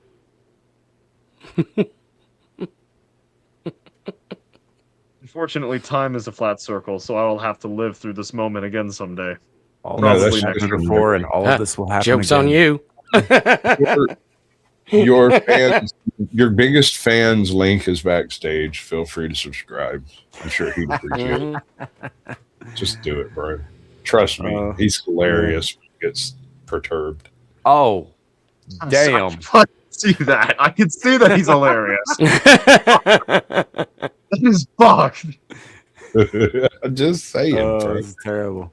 have a For the lot. record, I'm gonna YouTube say- I'm gonna algorithms, say- we are just joking. Just Did he putting that done out did there. it?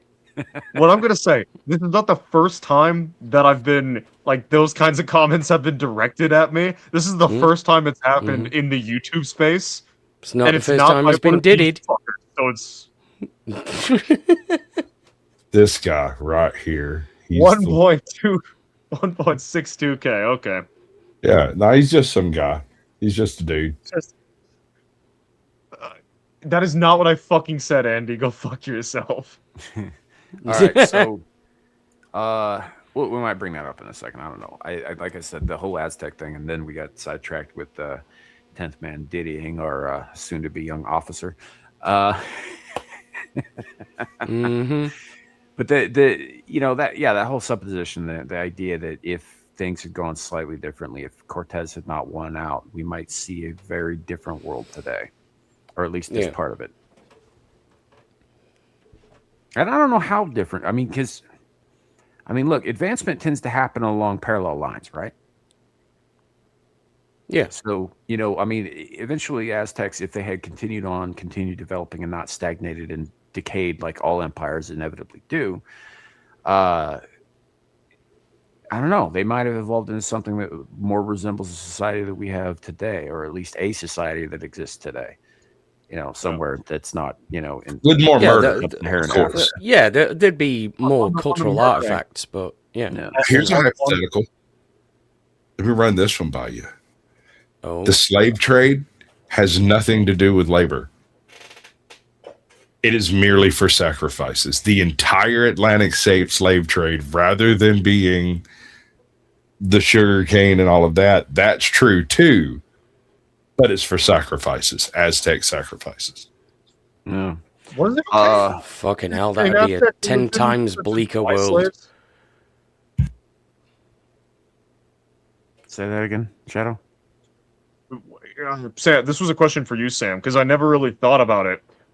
Like, do they specifically need to be like war slaves, or could you literally just buy slaves for the sacrifices? Like, are the gods? No, dude, the the gods aren't that No, picky. They just care about the human blood spilled. That's it. That's all they care about. Also, most of the people who died were volunteers. But a lot of them were volunteers, and if they didn't have enough people to sacrifice from like their conquering or whatever, they needed a certain quota, right? Yeah. People, their own people, high rank, low rank, whatever caste, would fucking volunteer to be sacrificed, like willingly, and shit like that. The gods did not care who the sacrifices were. It was like one of the highest honors of their civilization. Africa would be depopulated in a couple fucking decades. Holy fuck! Well, I'd give it 5 years. I think they'd have to fight the homies over it, but yeah.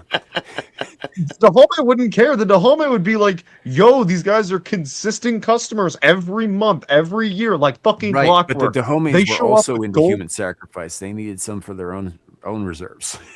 No, there's some. They're they'll just start breeding them in the fucking slave pits. That's fine. So They'll Probably. go raid India. They'll just go raid India. Maybe. it sounds like Jesuit propaganda. There are no Jesuits here. Sam's a pagan that hates everything. Squatch is questionable. Abe is an atheist, and I'm a Christian supremacist. There's no Jesuits here. Actually, I'm a Power Ranger. Fuck you. He is a Power Yes. Ranger. In fact, Yes, he's you're the an Green atheist. Ranger. You know, Still an all atheist. evil I and believe shit in the before power he of becomes the White Zordon. Ranger. He is not a spiritual entity. He's not a spiritual entity, so therefore atheist. Look, I get my powers from the morphing grid. It's technology and it's kind of mystical. Don't ask about it. Yeah, Atheist. not necessarily. You No. don't know that. You don't No. know who he prays to when he goes home and he takes off his fucking helmet. Mm-hmm. Never assume that because somebody doesn't adhere to one of the main religions that they're an atheist. Never assume that. Let's try this. I know. You taught me that. I still think Abe's an atheist because I'm pretty sure he said it before. I think. Let's try this one. Handful of blacksmiths and some Jesuit priests survive. That's the religion they go with.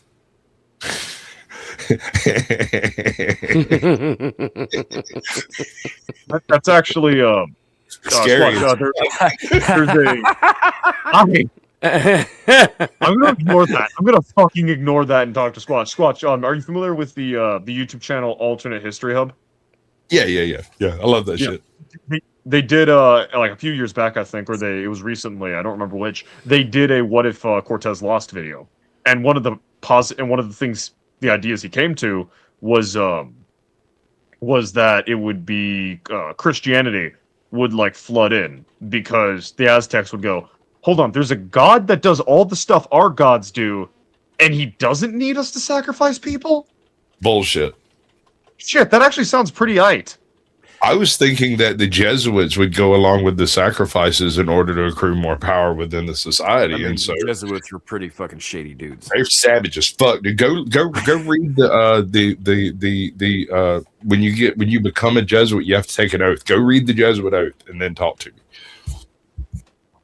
Yeah. The Jesuit oath absolves one of all sin, provided you are fighting for the glory of a particular thing. That sounds like being a Muslim. Mm-hmm. Go read it, dude. It's savage. Whoa. Yeah. It's a. You would think that was some the Jesuits are the Jesuits are one of the orders that all of the other orders fucking like feel like they got to go scrub the inside of their skin when they're hanging around these guys.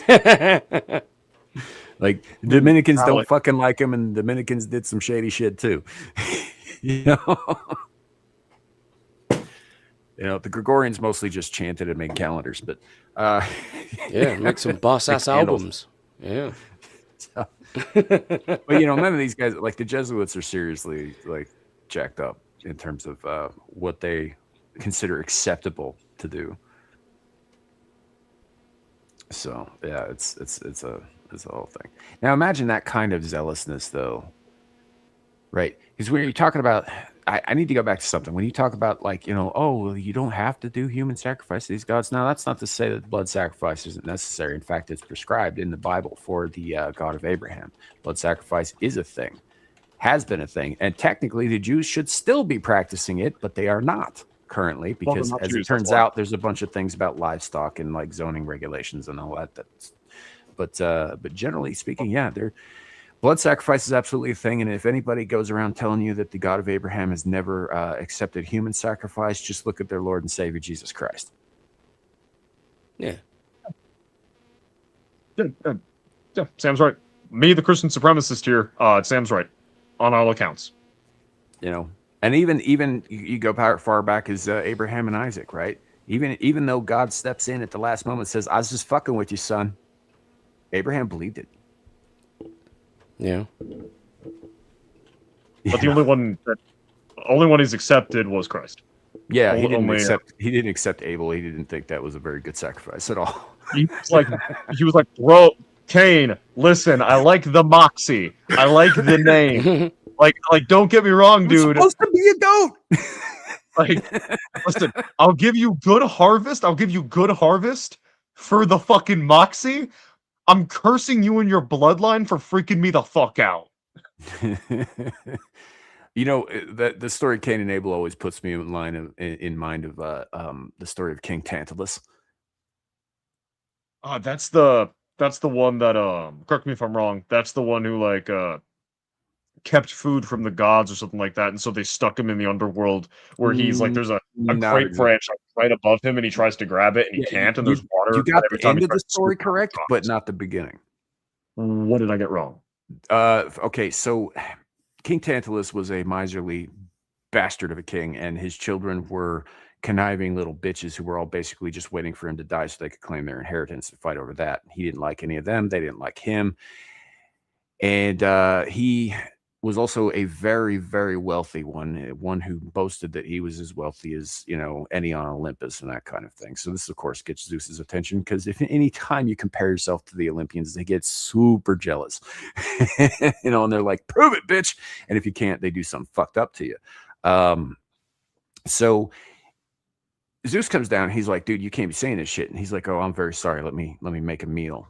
Invite the Olympians to a meal in my house to make up for this, right? And so they get there, they have the meal, it's glorious, everybody's happy and everybody's full and all that. And Zeus looks around for a while and he goes, yo, Tantalus, where are thy children?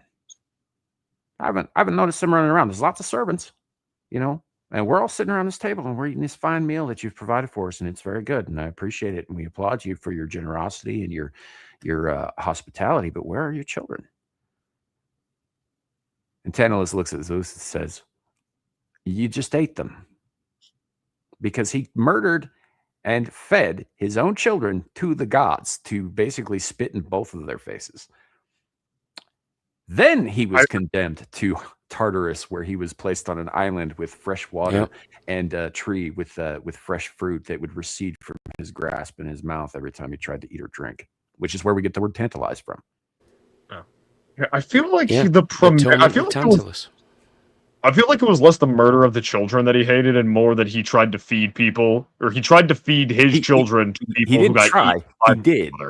Well, you get my point. The audacity of hold on. You're telling me that my origin story, my canon event, was being eaten by my father, and you fed me your kid.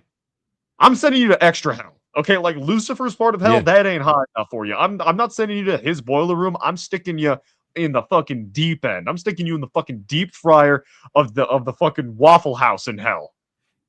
Well, it gets better. Tartarus is not just a place; it's also a primordial being that predates even the Titans. Yeah, I know. He's about as old as Chaos and Night. I'm more. Night is a child of Chaos, not as old as. What was it? Theseus. What was the? It was done in the style of 300, but it depicted Theseus doing his thing. Yeah. It was fucking Immortals. God of something. God. No, it's Immortals. I'm pretty sure it was just Immortals. Immortals. Anyway, yeah, that's it. Henry Cavill was in it. At the very beginning of that movie, it shows you their depiction of Tartarus, and in it, the gods that would not that could have been gods had been locked in a cube with a literal yoke through their cheeks to lock their mouths in place so that they have no power to speak or act. Their wrists are chained to the same rod, and the rods actually go like into the earth itself on both sides of this prison. Yeah. Tartarus. Metaphorically speaking, that's about as hellish as you could get. Honestly, the worst BDSM party I've ever been to. Yeah, we're the best. Hey, Sam, there's just no imagination in it. I came here for some pinhead type shit. Where's my Cenobites at? Abe has never been to Komarog or to Nagaroth, very clearly. Bro's never hung around with the children of Kylam and Chicane. Mm-hmm. What was that? Sasquatch? Where's my shubs at? I helped. I get, what do you call it? Featured. I've been featured in a bit of a diss video against like Andrew Wilson and the Crucible over here, and they did a bunch of like AI stuff. It's the Raging Tomato, and it's like 4 minutes long, 4:22, and it's kind of funny, but maybe it's 2 seconds too long. Yeah, no, we can't do it. There's nothing we can do about it. Damn it. Lost thing. How did you get roped up into a hit piece on Andrew Wilson? Because I'm producer for several different people on YouTube, and it just sort of happened. I had this idea. We were live and having a conversation. She had a Crucible jacket, and I was like, it should happen, right? You should do like a photo shoot with the Crucible jacket, like the naughty pictures that got that nice young lady kicked out of college. Real quick, welcome in the dumbfounded dipshits. Is that a Tool reference? It sounds like it could be. Yeah, I'm pretty sure it is. Anyway. Nice. Greetings. Yeah, no, he's Sasquatch is considerably more connected than some of us. Yeah. I just don't advertise it a whole lot. Like if somebody wants, if they want you to know that I'm a part of their channel, they'll fucking tell you. Mm-hmm. It's not really my job to do so. Yeah, no, I mean, I knew that you. Yeah, because I know you're like you've got your hand in many, put your fingers in many pies, and like a lot bigger than way bigger than way bigger than the rest of us. I didn't realize like you were like walking that kind of circle shit. I didn't realize. I prefer production value over actual content creation. I think y'all are responsible for the content. I'm just here to make it look good. Yeah, I mean, we could honestly we could change 6 degrees from Kevin Bacon to 6 degrees from Sasquatch if we really wanted to, and play it with YouTubers these days. Just to an extent, he's not wrong. To an extent, yeah, same here. Yeah, I mean, I haven't made any true. content in like 5 months, so I'm kind of failing you right now, man. Not gonna lie.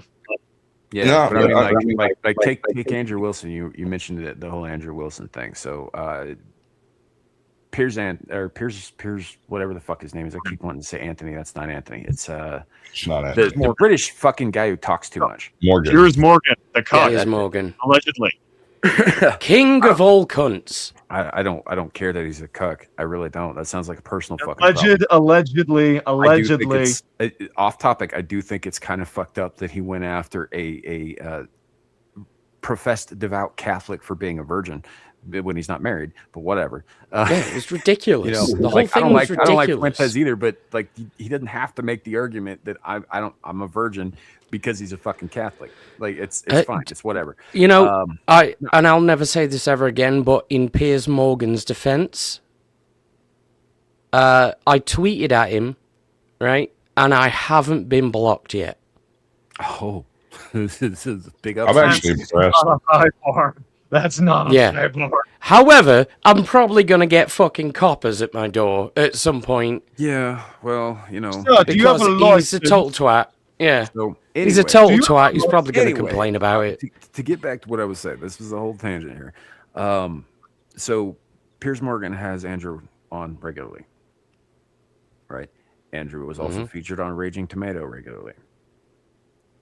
Sasquatch does production work and is occasionally a guest on Raging Tomato. Okay. I didn't know that. Because I knew that Squatch worked with Raging Tomato. I didn't know that she got... that Andrew Wilson showed up over there. Okay. Yeah, there was some sort of subjugation attempt to brand Tomato as being a Crucible channel for a moment there. I suspect, I don't have direct evidence of that, but that's what all of this feels like. And then because she wouldn't kowtow to the terms without a contract, he became very angry and smited her. And there's been this little diss thing going back and forth between them for the past couple of months that as a byproduct of working with her and some of the other people on her panels and the Powdered Dusty and a few other folks, I've kind of been roped into. And so I was featured in the Panelverse bit about, it's just a what's it called? A Panelverse Christmas, a cuckable Christmas in the Panelverse. And it's like the night before. Cuckable Christmas. Yeah. Dude. God damn. I got it shared backstage. If you're interested. That is morally reprehensible that you strongly together. So this is a product of the Raging Tomato. Like, comment, and subscribe. And she also has a few other channels, the Sleepy Tomato and a couple others. But that's such an accurate representation right here to Wilson's house. Because the dude makes bank. He does. I can't fault him for that. He makes bank, and the rest of the Panelverse are a bunch of poor ass fucking. You're making meth in a shed somewhere. I put my socks in your the fucking mailbox as well. Will Slusons. The equivalency we made of it is him pissing off the homeless encampment at the end of the block. Like, why? What do you possibly benefit? Yeah. I don't get it. But anyway, check this out. 4 minutes. It was the night before Christmas when all through the house, not a creature was stirring, except for this dude. We don't know what he was staring at, but he kept looking hard. Ugh. But just next door, there was a party going on, a Panelverse Christmas out on the lawn. Wait, what's that noise? He said. So he ran next door, leaving his wife in bed. I'll show them he thought, the power of the cuckable. Yeah. Did she just make out like the rest of the Panelverse is basically Uncle Eddie in Christmas Vacation? Well, that's what I'm saying, dude. Why would you go and piss off the homeless encampment at the end of your block, dude? What benefit are you? They have nothing to lose, bro. They're already high and they don't care. That's fair enough. And here comes Clark Griswold to fucking set it right. He's gonna work, bro. He's definitely gonna win. Holy shit. This is my shot. He ran so fast, then he bumped his head. Now visions of the Panelverse danced in his head.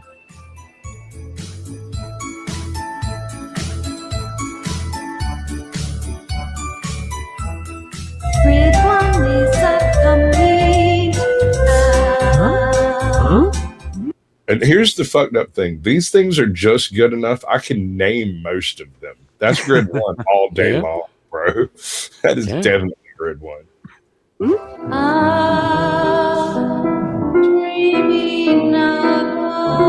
does the middle one look like Tectone on that first show? Do what? Like when it transitioned from the elves to the thuggery in the background, the middle one looked just like fucking Tectone for some reason. What the fuck is this frame? Just let it go, bro. I can't explain all the lore. It's fine. It's fine. Why is there a dude wearing a gimp mask in the middle, dressed as a reindeer, with a dude in reindeer pajamas and a fucking anthro reindeer that's being shot at by a Vietnam War vet? Just let it happen, bro. Why not? The brown-nosed reindeer, not to kiss a lot of ass. It's the... All right, so some of these are homies. Some of these are new. They're homies in the future, though. Yep. Trippy Cast, Angry Hornet. I can't remember that dude's name. That's Adonis Paul and Rude Mud Crab. Wonderful troll of the year. I'm not Indian. I'm not Indian. Last Christmas, I gave you dates. The very next day, you threw them away. This year, to save me from tears, like I'm totally going to give them to someone better. Duh.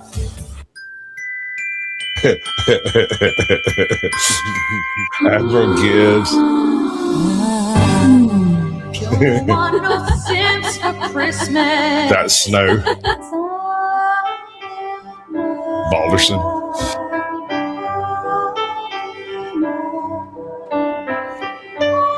Nightish in the major. Like the chair to the world, because the Lord, he has come. The machine lies. Your locksmith Jeremy and Robbie Noor. No, actually, that's locksmith Jeremy. You'll know me.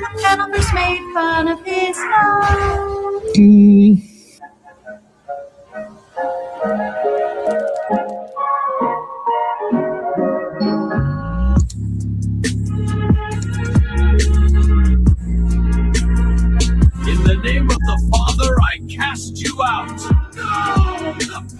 No, the power. Let it flow. And then he awoke. What a wild dream. The power of the Panelverse is here. So it seems. So he got himself up and walked back to the door. Sadness he felt with his heart on the floor. I'll have a blue Christmas without you. I'll have a blue Is Sarah Christmas doing all the singing here? without you. I think all of the Destiny. vocals are her, bro. Yes, this is Destiny with his wife. Christ. Fucking hell. No, if that's Sarah doing all that singing, I mean, she's not bad. She's not bad. She's got skills. I mean, That's her singing. Yes, as far as I know, yes. Wow. Makes me happy too, man, because I love the credits. The credits are great. What a weirdo he was. Quite a strange little guy. Oh no. Oh Now- no. Uh-oh. Maybe he's bi.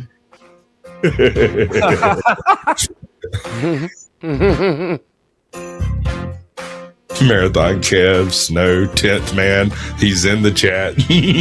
Teeny Bug. Man, Rob Norris listed as mouth breather. Nice. Oh man. 3 baby daddies. Do you know who that is? No, I do know who Rude Mud Crab is because there's another mud crab who's also Australian, and they don't know each other. Right? Yeah, no, we've had that conversation. Mud crab war. There's me, right there in the middle. What exactly is this like a response to, or is this just like out of nowhere? Because It's an internet flame war between a homeless encampment and an established Orthodox channel, right? right, but like, what sparked the flame war? So for about a year, maybe 8 months, Sarah was scheduling a third of Andrew's debates, some number of them. I don't know exactly how many. I know he had a bunch. He had a whole bunch, but she was involved in scheduling some of that, and she hosted a whole bunch of them. And there was no contract involved in the business relationship between them two. It was all done, verbally and whatnot. And at some point in time, after she did one of her 7.5 hour long panels, she came over to Powdered Dusty's, and we were sitting around laughing and joking about people spurging out on the internet. She giggled about some shit that Rob Nord said, and there was some other stuff in the background between them that I'm not 100% clear on. But Rob basically pulled rank as an employee of the Crucible and had the rug pulled out from under Sarah suddenly, right? Because she laughed at something, and they're calling it brigading, that we were going to troll when he has an open panel and he invites people in like a call-in show. And while we were live, we were in chat talking to him about people coming over to talk to him, and he was like, "That's fine, y'all go ahead." And so one dude showed up and was like, "Hey, I was thinking about going over there," and he went, and that was fine. And the next guy went and was basically just kind of dumb.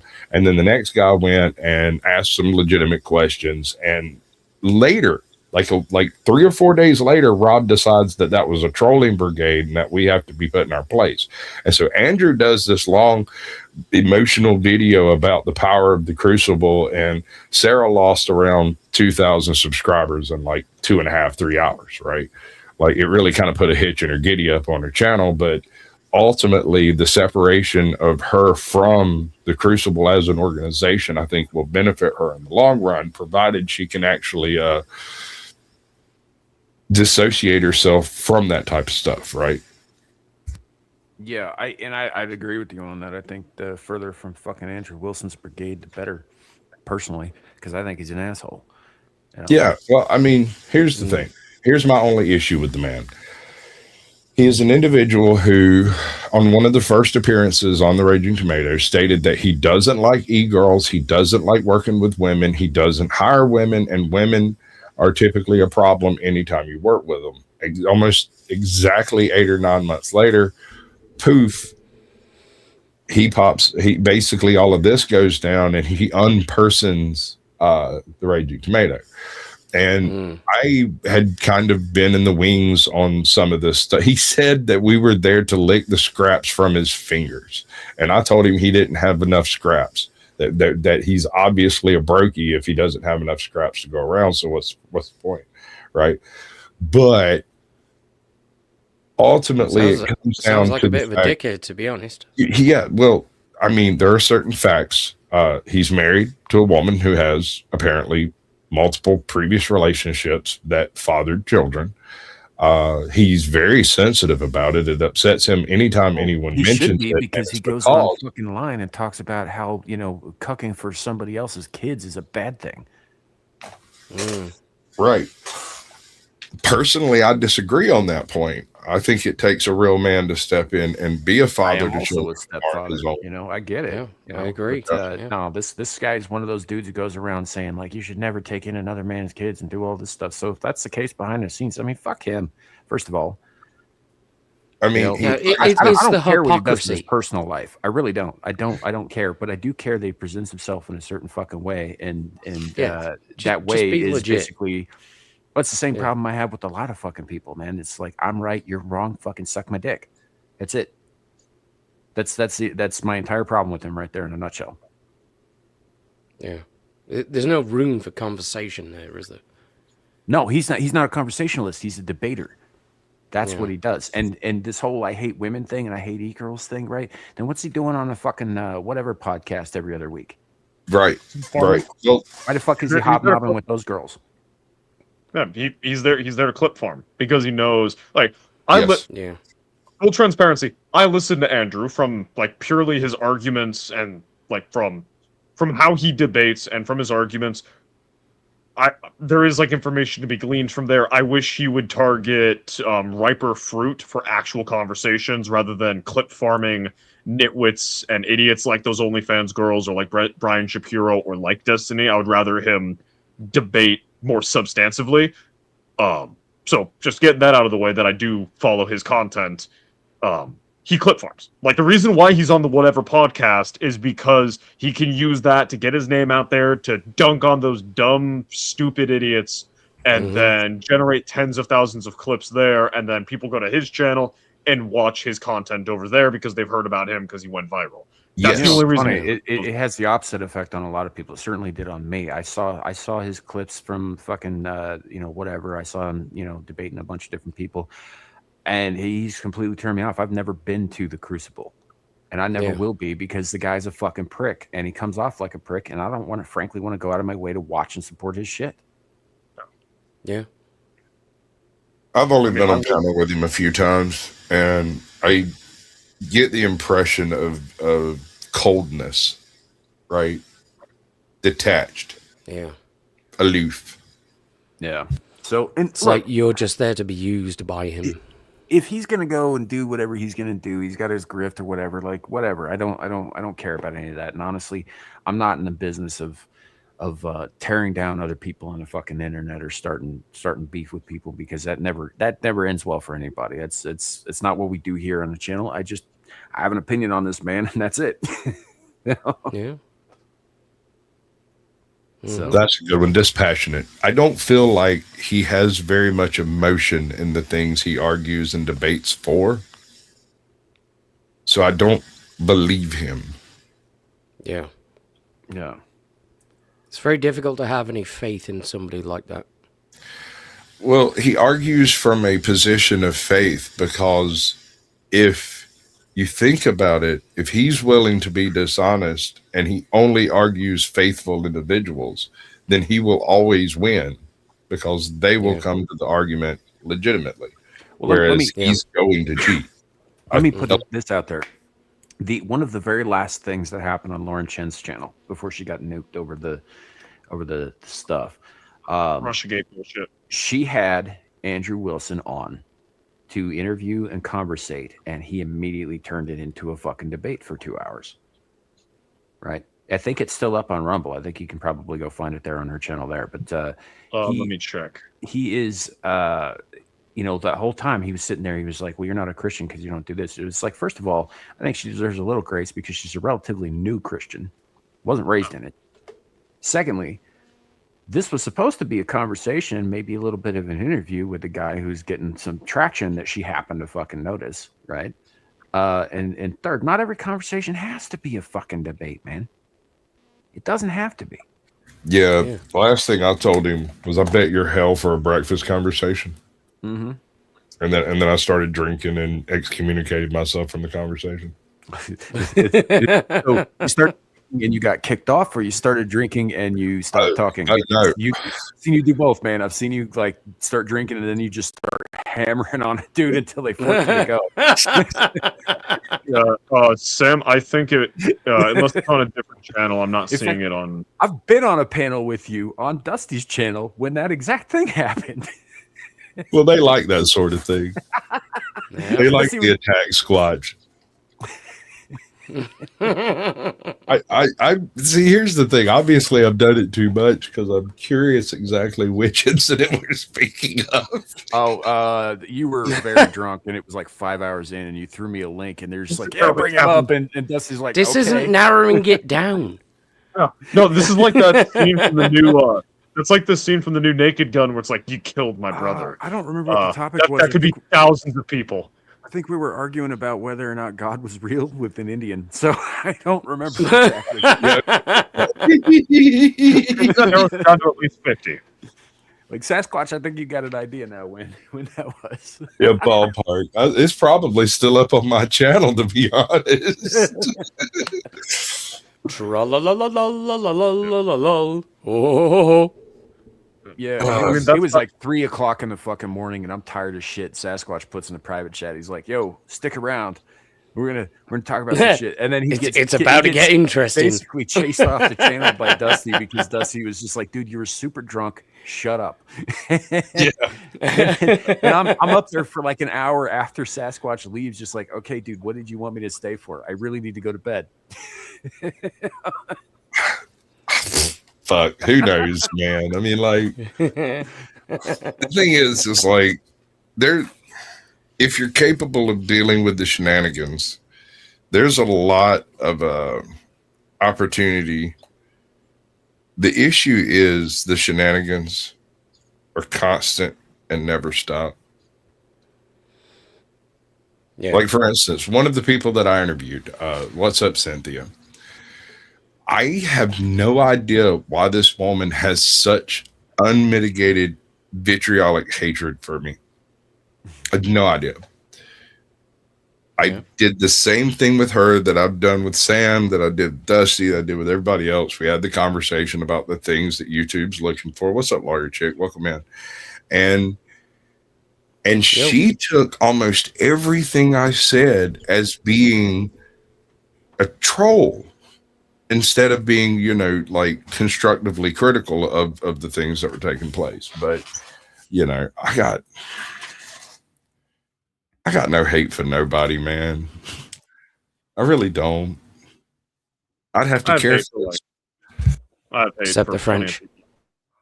I mean, are they really people, though? That is a very dangerous line of logic, Sam. You don't want us answering that. I don't know. I'm kind of thinking touche. I mean, I'm asking a couple of Americans and a Brit what they think of the French as people, but it is what it is. Quibble about the definition of personhood versus non-personhood due to nationality and genetic lineage. Could I not then turn around and say that certain despicable acts were entirely based and justified? I don't know, mate. I just looked up personhood in the dictionary. It just said anybody who isn't French. It's finally a definition I can get behind. Right? Yeah. I'll take the fucking cannibals in the Pacific Southwest. Right. Over a Frenchman lands on the shores and they're like, ew. Because look, they might eat you. They might eat you, but they won't say it in a snooty voice like hee ha ha ha, fuck you. Anyway. It's the only part of the Little Mermaid I like is the chef, and he's super fucking French. Come on, dude. Come on. The utter masculinity by that a is French actor. Listen, the utter masculinity that is a half-beaten, half-dead man piloting a sunken ship into the gut of a giant tentacle monster. That's not hype to you. That's not a little bit hype. That's not a little bit awesome. I'm making crazy eye contact right now. I know you can't say no. No, I can absolutely say no. That movie sucks. I'm not defending the merits of the movie, Sam. I'm asking about the specific scene. Don't deflect. Look, I don't know, man. That eye tentacle monster. that eye is contact just is some kind of a Dharma fucking type mutant shit. mermaid. I know you said you don't like point scoring. I'm scoring a point right now. I win. No, you don't. You don't win anything. There's no points. Yes, I do. No points to score. I just won. And either way, you have to the sleep score is sometime, 1-0. right? And, I win. My tentacles are far-reaching. Yeah. Not far enough. They can't get to me in Texas. Up your ass, sunshine. I've been around a long time, boy. I know a lot of people in a lot of places. You very sure about that? See, my realization of is within the next couple of weeks, I will be in your neck of the woods. So I probably should be nicer to you. Anywho, no, YouTube, again, not actually threatening the kid. I'm just having a little fun with him. He's doing it in Minecraft. It's Minecraft. It's all going to be in Roblox. Honestly, I wouldn't threaten him anyway. If I was going to do something to him, I would never tell him first. Thank you? Question? Mm-hmm.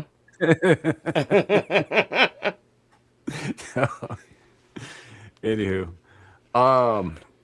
I don't know, man. I think that's probably going to do it for the show today. I think we had a great fucking show, though. There were a handful of other topics, including a guy who was doing the Son of Sam thing, but with like a south of the border bent, like cockroaches made him kill people. But it's not that big a deal. We might get to that another time. It's fine. You know, I like the direction that the show went today. We did get to a few things that I thought were kind of important, and some stuff that's not important, but was a lot of fucking fun to talk about, right? A lot of fucking We'll fun get round to the rest. So, boss mine. Yeah. Okay, Sasquatch is he'll be. He's running there. Oh, he's back. Okay, Yeah, we're closing out. Yeah. All right. Tomorrow, the Blast Radius, we're discussing John Cena's exit of the WW, whatever the hell's going on over there. I don't care. John Cena, greatest of all time. He's the greatest of all time, and he's leaving. Tuesday, the Naughty Corner with AJOT. We're going to look at some terrible shit happening to some terrible people, and some terrible shit happening to some good people, and terrible people doing terrible shit, and that's generally it. And my next planned thing is next week here, if Sam has me. I know I might have worn out my welcome. Not yet, surprisingly. You know, he still lets me in. Like, he still leaves the door open for me, so you're fine, folks. Yeah, that's true. Either way, yeah, he'll probably be back here next week as long as I'm back here next week. So, which I'm planning on. I'm planning on it, but you never know. I could step out the door after the show is over to go have a cigarette, slip on the ice, crack my skull open, bleed out on the sidewalk, and you never hear from me again. It could happen. Right. I hope it doesn't, but it might. So you never know. If there are no more shows, something like that probably did occur. Abe, what do you got coming up? Oh, the usual stuff.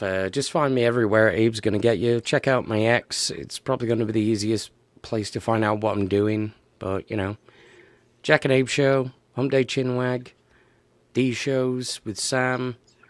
Yeah. You'll just find me everywhere. Don't worry about it. Indeed. And Shadoo. What do you have coming up, if anything, if at all? The employment fairy was nice to me, and I'm not working. Well, I'm working next Saturday, but I'll be able to show up because my shift ends before the show starts. I'll just be a little bit late. And then I'm not making content anywhere except, unless you count Spurging on Twitter as content, so you can go check me out over there, ShadowHawk55. I say some smart shit, I say some dumb shit, and I occasionally poke the bear that is the leftists, because it's funny. Sometimes he pokes the bears on the right, too, though, because he also thinks he's being fucking funny. No, it's because I know I'm right. Yeah. And also, I'm still stuck on this. A fairy was nice to you? The employment fairy. Yeah. Does the employment fairy hang out in the stall in the back of the men's room? Yeah. The one with the little hole cut in the side and the duct tape. Little hole. Yeah. No, he's too busy for that, and he's also got too many Lego sets. The employment fairy is my boss, and it's really funny because not only like the magic of a schedule, like the magic of the scheduling thing, but also the fact that he is gay. So it's a double entendre that my coworkers find absolutely fucking hysterical. That works. Yeah. Yeah, the employment fairy. That's fucking funny. Yeah. Anywho, so for as long as we have him, we will have Shadow of Hawk on this show until he goes away and comes back, hopefully a better man. I'm not saying you're not a good man now. I'm just saying, this whole process is supposed to improve you, right? That's like the whole point. It's like getting a girlfriend. It'll either make me better, or I'll be made worse. Either way, I'm still goated with the spouse. Yeah. So, and all that. But seriously, though, if we don't see you between now and then, although I'm expecting to see you between now and then, best of luck to you, man. Keep your fucking head down. Do not get killed. We want to see you back here. No promises, but we'll try.